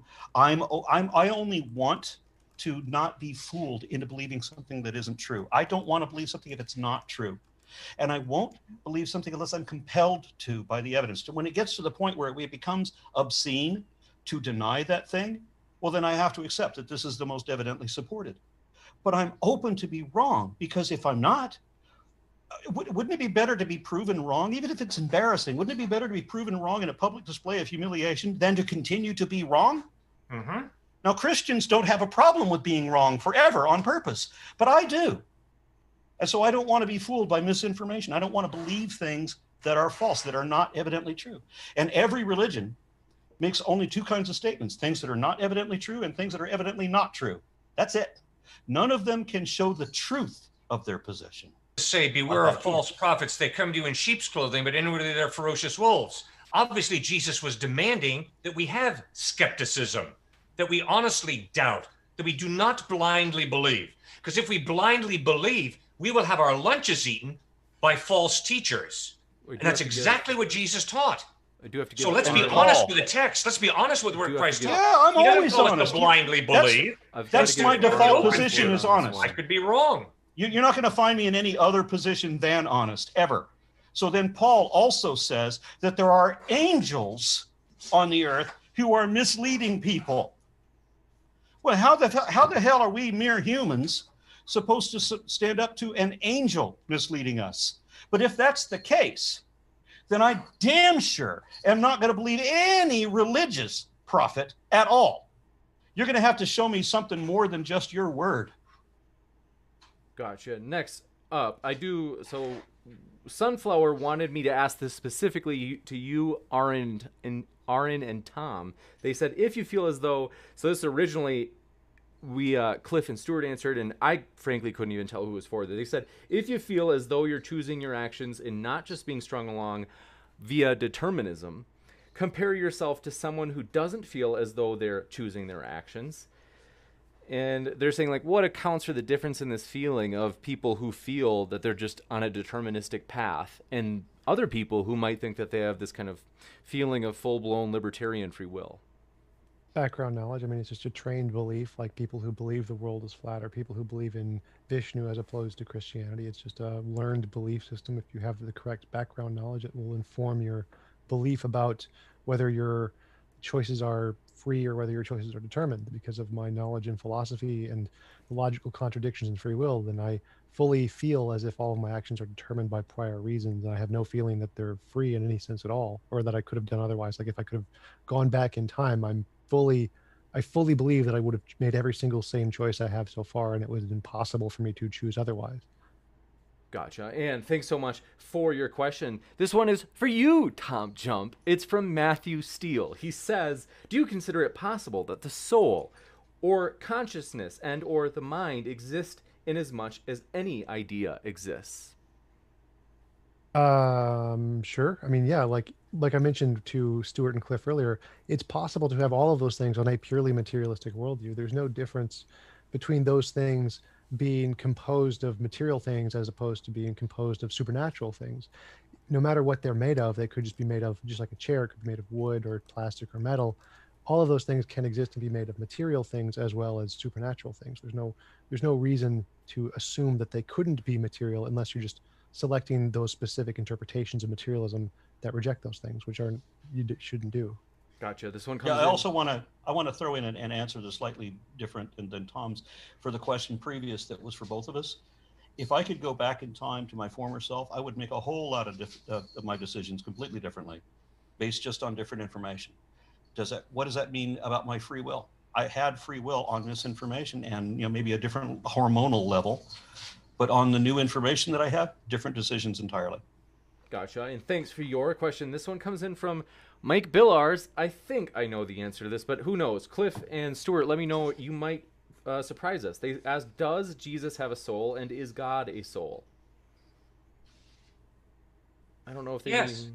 Okay. Jesus had a soul, has a soul. God has a soul, meaning by that, God is a personal being. God is not an it. God is not the force. God is not simply the higher power. God is a personal being, meaning by that, God has personhood. God has a soul in the sense of personhood. There are only two people on the face of the planet since the inception of time that the question was asked, not just who are you, but what are you? That was Buddha and Jesus.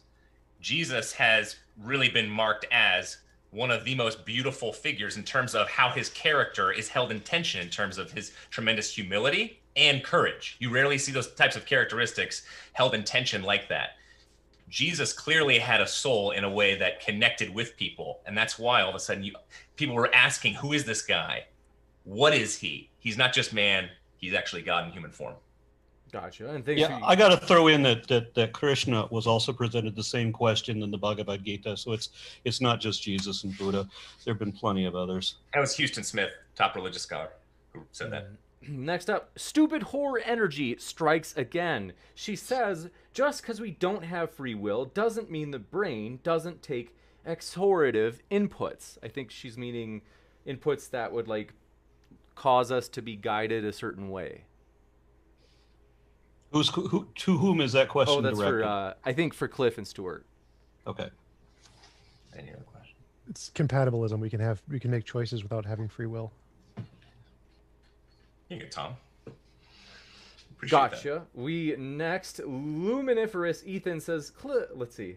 We're looking for serious questions here only. Michael McCaffrey, thanks for yours, said, TJump, quoting you, they say, we choose for reasons or randomly. And they said, is this question begging by defining free choice as such? Can you conceive a world where free choice would exist? No, it wouldn't be question begging because I'm not asserting this to be like a proof. I'm saying this is the only possibilities I can see. If you can insert another possibility, then that would then, of course, be the option instead. But as far as I know, it's deductive. So it's either P or not P. Either you do something for prior reasons, in which case, if you could go back in time and you had the exact same like physical constitution of the universe, those same reasons would cause you to make the same choice 100% of the time, no matter what. So the reasons are going to determine your choice. Or if there are no reasons, and it's essentially just like a roll of the dice, then if you go back in time, it might come up with a different choice just because it was random. But those are the only real two options I can imagine are logically possible. So I don't think it's possible for there to be a free will unless it's this third kind of mysterious thing out there that hasn't been demonstrated yet, which maybe, but I don't really think so. Gotcha. And on the issue of free will, I mean, we are controlled to a degree by our conditioning, how we were raised. You know, our personal experiences do have a huge effect, not just our physiognomy, but our personal experiences do have an effect on us, but it's not absolute. So it isn't the dichotomy. I know religious thinkers like, you know, black or white, good or evil, you know, either or, but very few things are actually that way. So we have a percentage. It's more like if you're used to playing, you know, role playing games where you roll the dice and you have like a plus or minus on your roll. That's what it is. You know, your in your cultural upbringing and so forth add a certain percentage, but you still have a degree of your own ability to make that decision. But again, you have to base it on information. So it's arguable how much free will we have. You bet. Gotcha. Next up, in a purely materialistic universe. Let's see. John Maddox, thanks for your question. Said, let's see. Come to the after show, and that's linked in the description. Let me know if there's an atheist channel that wants to host one as well. Alan Green, thanks for your question. Said, shouldn't our predecessor species, Homo erectus, also have a soul, since evolutionary mutations were slow and gradual, and their predecessor, and so on. So I think they're saying, from an evolutionary perspective, shouldn't it be the case that you could think of organisms having a soul on a spectrum type basis? Or what would you think, Cliffe and Stuart? I think this is for you.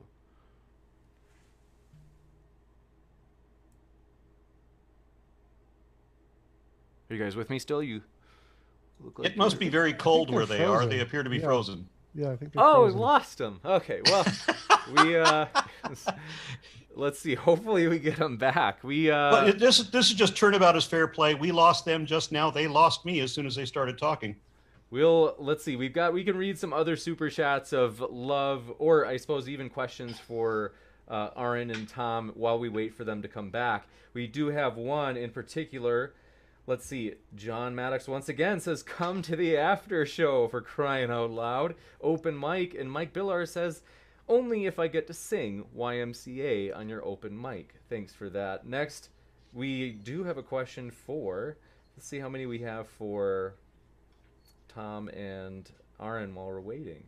Tom. Well, I do want to mention I did find the citation of the brain cutting open thing and measuring the ideas. It was the Aron Zeidel from How Brain Scientists Think About Consciousness, starting at exactly 12 minutes on the Sean Carroll podcast. Gotcha. And Tom, we have a question from Jay Shy for you. Said, Tom, the soul is the form of your body. Animals have material souls, but humans have intellect and will. We can know universals and abstract forms outside of our senses, like laws of logic and morals.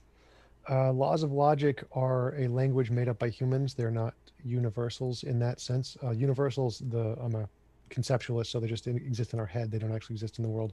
So logic is just a language we use to describe the things we experience in reality. They don't exist independent of humans.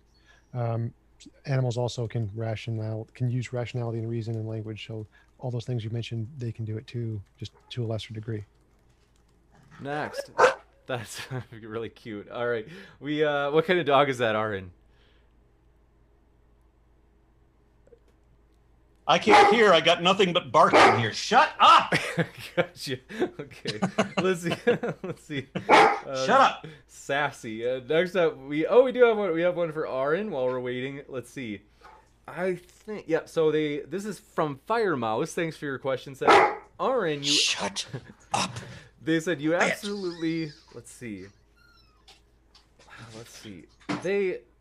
Well, I think they're asking, Fire Mouse is asking, why did you mention that there were hundreds of people that believed the particular statement? I can't remember what it was that you mentioned they believed. Oh, I said it was consistent.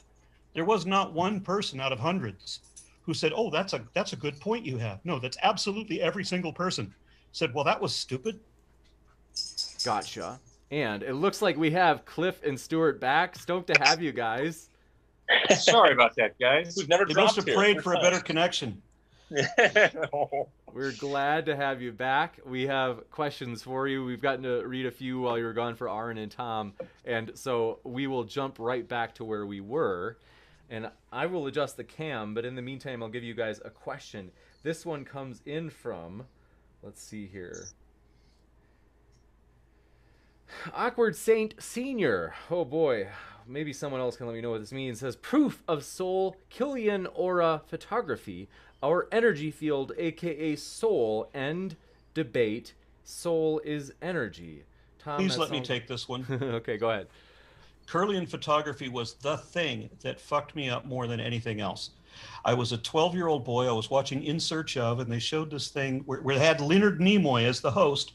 And for whatever reason, in 1974, as a 12-year-old, I thought everything Leonard Nimoy said sounded logical, right? So, but he's hosting this show. It's supposed to be a science documentary. That's how it was built.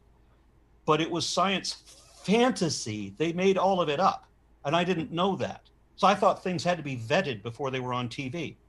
So what they used to do is they used to have these photoelectric plates. They would put a leaf in between the plates, and the leaf, you take a picture of it and you see it, but not as a photograph.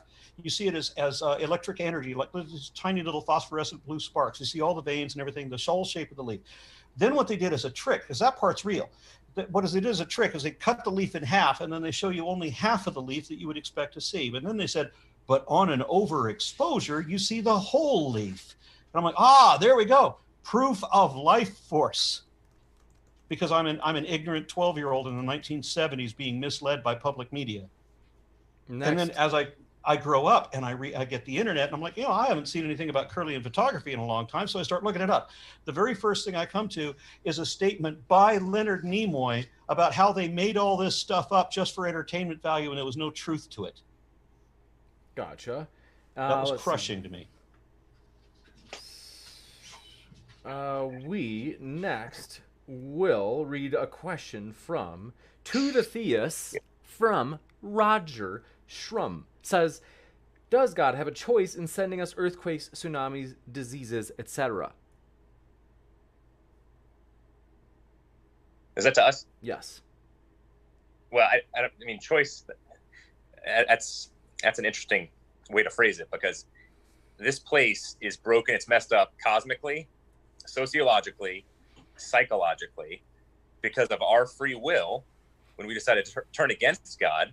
And then all of a sudden, all three of those spheres became mixed up and messed up. So God's sending things like pandemics or sending 9/11 supposedly, judging in that kind of way.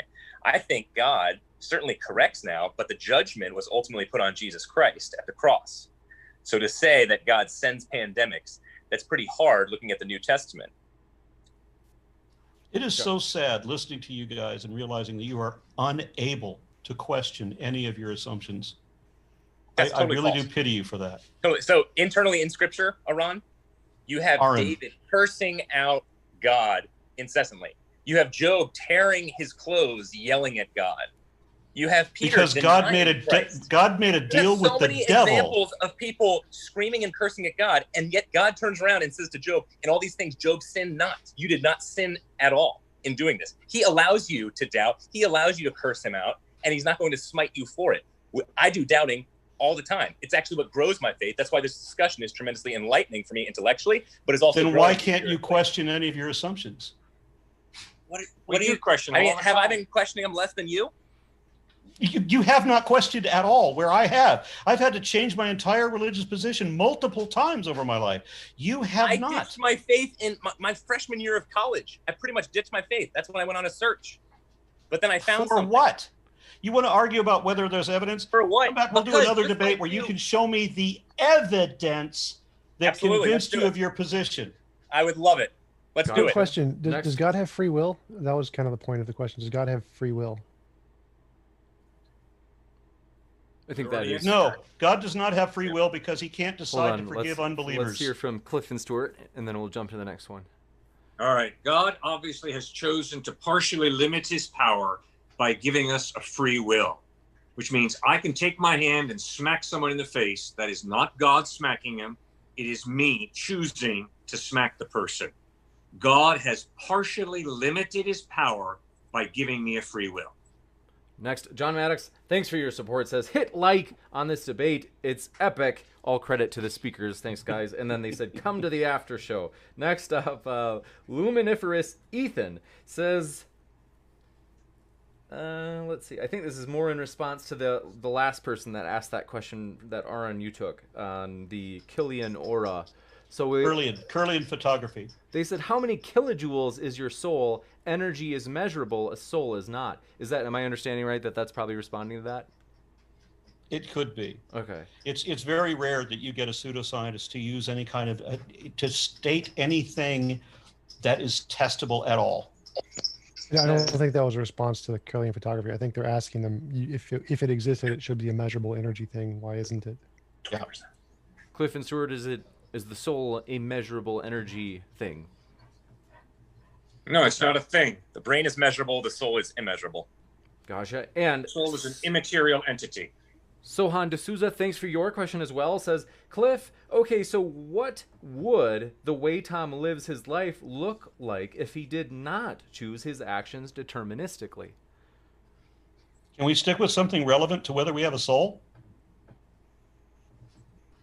This one was, let's see, what would the way Tom... Yeah, I think that's true. That's fair game. In other words, to say that it's not quite within the topic. So Flamio, thanks for your question, said, induction and faith are synonyms. No one can point to a soul. Let's see. Again, maybe not related. Then everybody's on induction and faith. Let's see. It's just funny because the only time that I ever thought... Yeah, I made the joke many times that the only time I ever thought I have a soul is when I listen to really good blues guitar. Very nice. And You were a heavy metal guy. Yeah, but where did heavy metal come from? Fair enough. Next, Hillel Hinton Williams. Let's see. They say, I agree that we can't point to a soul. Induction and faith are not synonyms. So appreciate that. Sunflower said, Tom, can you hypothetically calculate every action someone will make in their future? If so, what happens if you do? And then show them the data. Could they choose not to do what the data dictates? You could hypothetically predict every action someone will take, and then if you showed them the data after you calculated it and added a new effect that wasn't calculated before, then it would be something new. But if it was a part of the previously calculated data, then you'd already know what they were going to do. Gotcha. It's how people manipulate people. Next, Sohan D'Souza says, for Cliffe and Stuart, soul pilots bodies non-deterministically. Equals energy being pumped into our universe ex nihilo to nudge electrical signals off fully deterministic signaling pathways. So where's this energy? I think that's the same One of question before. One of my main points has been not that the soul is supernatural. We all have souls, part of the natural world we live in. But the existence of the soul smashes materialism, which teaches all of reality's matter and energy. The existence of the soul is not supernatural, but it points us to a supernatural God. Next. The description you gave by your definition of a soul just to get through is what we materialists already accept. So now you're changing the definition again. You're saying that the soul is natural or is material, and so it is the self. It is our ability to make reasoned decisions, which we already understand. No, I never said the soul is material. The soul is immaterial. But what it's does part that of the mean? natural world. What In does other that words, mean? I think that there are many parts of the natural world that are not material, like what? mathematics. We do. Mathematics. We have to keep like moving. Justice. Like law. Matthew Steele, thanks for your question. I hate to rush you guys, so sorry, but just because we've got a lot of questions. We're almost near the end. They said, why are you conflating free will with a soul, Cliffe? And what is your justification for doing so? The soul is the person that goes beyond the biology. So the person is a soul, a human being, created in the image of God. God loves you. He treats you and me seriously. He loves us and respects us. He loves us and respects us so much that he wants us to spend eternity with him in heaven. That's why Christ died on the cross, to forgive us and to give us eternal life. In other words, my body changes molecularly every 7 years. It's a total remake. But my soul, my personhood remains the same. I am still Cliffe. I am me. You are you.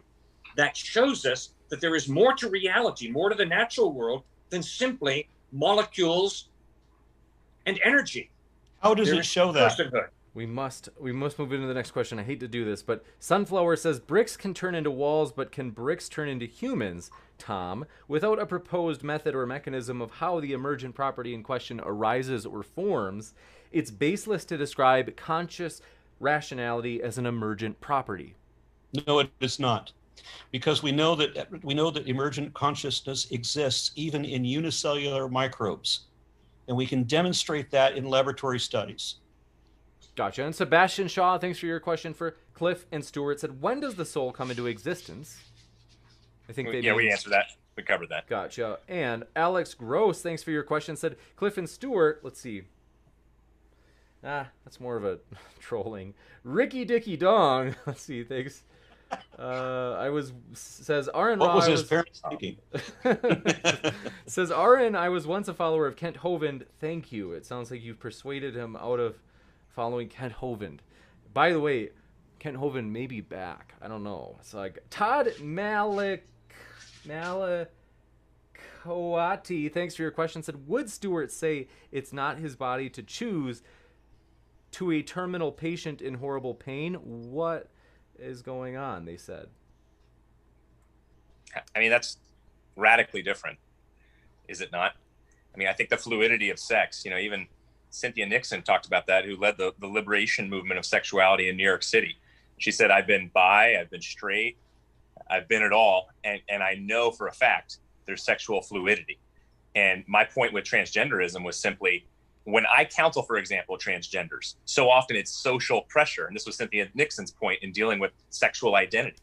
We think it's just deeply a part of us and no one should ever impinge their beliefs or opinions on it, when actually there's so much social pressure to conform a certain way with our sexual identity. This one guy who became a woman said to me, I asked him, so why do you think you are trans? Why do you think you are making this change? He didn't say anything about this soul that somehow has been in existence. It's been pulling him both ways since his inception as a human being. Instead, he said, oh, most of my friends are trans. So no, there's a tremendous social pressure I find in it. Gotcha. And thanks for your question. This one comes in. This is more of an objection from Moyette Morgan. Says, if consciousness equals a soul, then soul requires a soul. Does anybody understand what they're trying to get at? I think he's saying that what Aron did earlier, that if you're only just defining consciousness as the soul, then it's just circular reasoning. You're not saying anything different. But I think Cliffe and Stuart are saying that there is something additional there. Maybe it's clarifying on what he said earlier, that we're souls. Souls are not supernatural, but God is supernatural, but God is a soul. Maybe that's partially what the question's about. Gotcha. And thanks for that. Language and Programming says, what is the definition of a soul? How can you make any assertions about a thing which hasn't been clearly defined? Otherwise, it's just a word game. And we define soul as personhood, personality, individuality. It includes free will. It includes conscience. It includes intellect. It includes emotions. It includes a deep desire for meaning and purpose in life, to understand meaning and purpose in life, which is obviously intangible. It's not a physical thing you can put in the bottom of a test tube and scientifically analyze. It's immaterial entity that has intentionality and it has intellect. So what he's saying is that every diehard materialist who believes in only the physical matter and energy, that's it, that's all, we all have a soul, because we have this belief we have this position that's what we have a self that is completely supported by a purely physicalist view. He was supposed to argue for an immaterial soul, was the way I thought that this debate was built. Yeah, that's what I've been arguing for, an immaterial soul. That's intellect, emotions, conscience, will, consciousness, the ability all emergent properties of a physical brain. None of that is material. All of it is physical, is emergent properties of a physical brain. Called a soul. All of that is emergent properties of a physical brain, limited to humans by definitional fiat, but still entirely physical.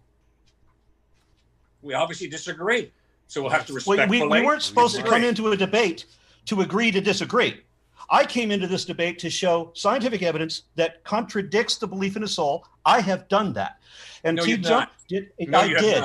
I did. No, you didn't. With my references to neuroscientists showing different study, and TJump did the same thing. References to neuroscientists showing different things where physical causes can change the mind, change the decision, change the personality, change the perspective, change the orientation. Physical changes can do anything possible to change the self as you define it. What happened in this debate is you came in with a straw man argument wherein you falsely assumed that the self could not exist, knowing somewhere in the depths of your being that we believe that ourselves exist. So you know that your argument had to have been flawed from the get-go, but you came through it anyway, even after both of us corrected you again and again and again. You kept repeating the same mistake. God loves you, buddy, and I sure hope you're going to come to know Christ. All right? And I also would encourage you to think more deeply about what we've talked about tonight. Because you have next time you have me debate somebody, make sure to get an opponent who understands the topic. Next up, so Aron. Jamie. Okay, James, go ahead. It's Aron. Aron, sorry. Jamie Russell, thanks for your question. Said, did Aron just affirm he chooses what he believes? Wouldn't that be a denial of determinism? I am not bound to a particular philosophy. I am an explorer. I don't know. I'm learning. Okay, so I don't have to adopt anything because these guys say I have to. They say I have to be a relativist. I don't know why they would assume that, but so far everything they've told me that they assume is demonstrably wrong. So I'm not going to put a lot of stock in their assumptions. I asked it. I didn't say that. I think you did say if you're an atheist, you should be a relativist. I think you did say you said I had to be. I asked if he was. I typed it down. I typed it down as one of my responses because you said that as an atheist, I would have to be a relativist. Well, I would say that. If you didn't say that, well, hey, surprise! If you're going to be I'm not a relativist. Consistent as an atheist, I don't believe you have to be a moral relativist. No, because I don't. There's no mind prior to the human mind to define what's right and what's wrong. I believe in an objective. I believe in an objective reality, which Christians don't have. Tell everybody else that their definition of right and wrong is wrong. Excuse me. And that your definition of right and wrong. That would be pure arrogance. I do have to give Aron the last word. My definition of right and wrong is objective, where you, as Christians, do not have an objective morality. You don't have a definition. You don't even understand what reality, what morality is. You have to listen to whoever is pretending to speak for the Magic Imaginary Friends' personal subjective opinion about it. You need transcendence to get objective morality. We must move to the next one. Mike no, Billars, you don't. You just have to know what the fuck you're talking about. We must move to the next one. We have a definition. That's interesting. That's quite the claim there, bud. God is with us. Yeah, really. And I can back it up like I can everything else. 1 second. It's a good feeling. You should try it. God is all of a sudden. Gentlemen. All right. Mike Billars, thanks for your question. Said, they said, Stuart and Cliffe, you had just said that the soul is created when the body's created. So was Jesus created when he was born? No, Jesus has an eternal soul. He's the eternal God. So Jesus has no beginning, no birth date, except as a human being. When he stepped into space and time, he had a birth date then, yes. But no, Jesus is the eternal God who has always existed, has a soul, a personal part of him. Did you want to point out the contradiction to him, or you want me to do it? We must move to the next question. I have to. Okay, we're going to skip the contradiction then. Let's see. 100th Monkey said, for Cliffe and Stuart, how do you explain a head injury producing two separate personalities? We acknowledge that a human being is both physical and immaterial, non-physical. The soul is the non-physical, and you can alter a person's thinking by having a lobotomy. President John F. Kennedy's sister had a lobotomy. It did not go well. It was a medical failure. And that dear woman suffered for the rest of her life. Medically, when there are chemical imbalances, when there are psychological sicknesses, we try and introduce chemicals in the form of medicine. We will even have, in the past, have tried to do surgery to correct what is broken and what is fallen. That is a biblical view of living in a fallen world, to love people, to try and bring healing to them with good medicine. Next up, Jamie Russell, thanks for your question for Aron and TJump, who asks, when people die, what is the physically different part on their body in light of the difference when they die? The brain chemistry begins to deteriorate and stop functioning. So it's just the biochemical process in the brain is the difference between a live body and a dead body. Gotcha. And Yep. want to say thanks so much for your questions, everybody. It's been a true pleasure. We do, oh gosh, got a couple more quick. Jay Shy, TJump, what do you think of Aristotelian hylomorphism? No idea. And then Gabrielle K, thanks for your question. Last one, folks. Said if oxygen and hydrogen, both gases, can turn into water, they're wet. Please tell me at what point a complex biological system can't yield consciousness, please. I think that's for Stuart and Cliffe. I missed it. Sorry. Say the second half of it. I think they're saying the emergent property of water, basically of oxygen and hydrogen both being gases, and yet you get this wetness of water. They say it's an emergent property example. So they say, please tell me at what point a complex biological system can't yield consciousness, please. I am convinced that life comes from life. That's more reasonable to believe that. It's more plausible. I am convinced that consciousness comes from a living being. That is more reasonable, more plausible. And I am convinced that morality and understanding of right and wrong demands some type of intelligent mind. If it's just the human mind, then morality is obviously relative.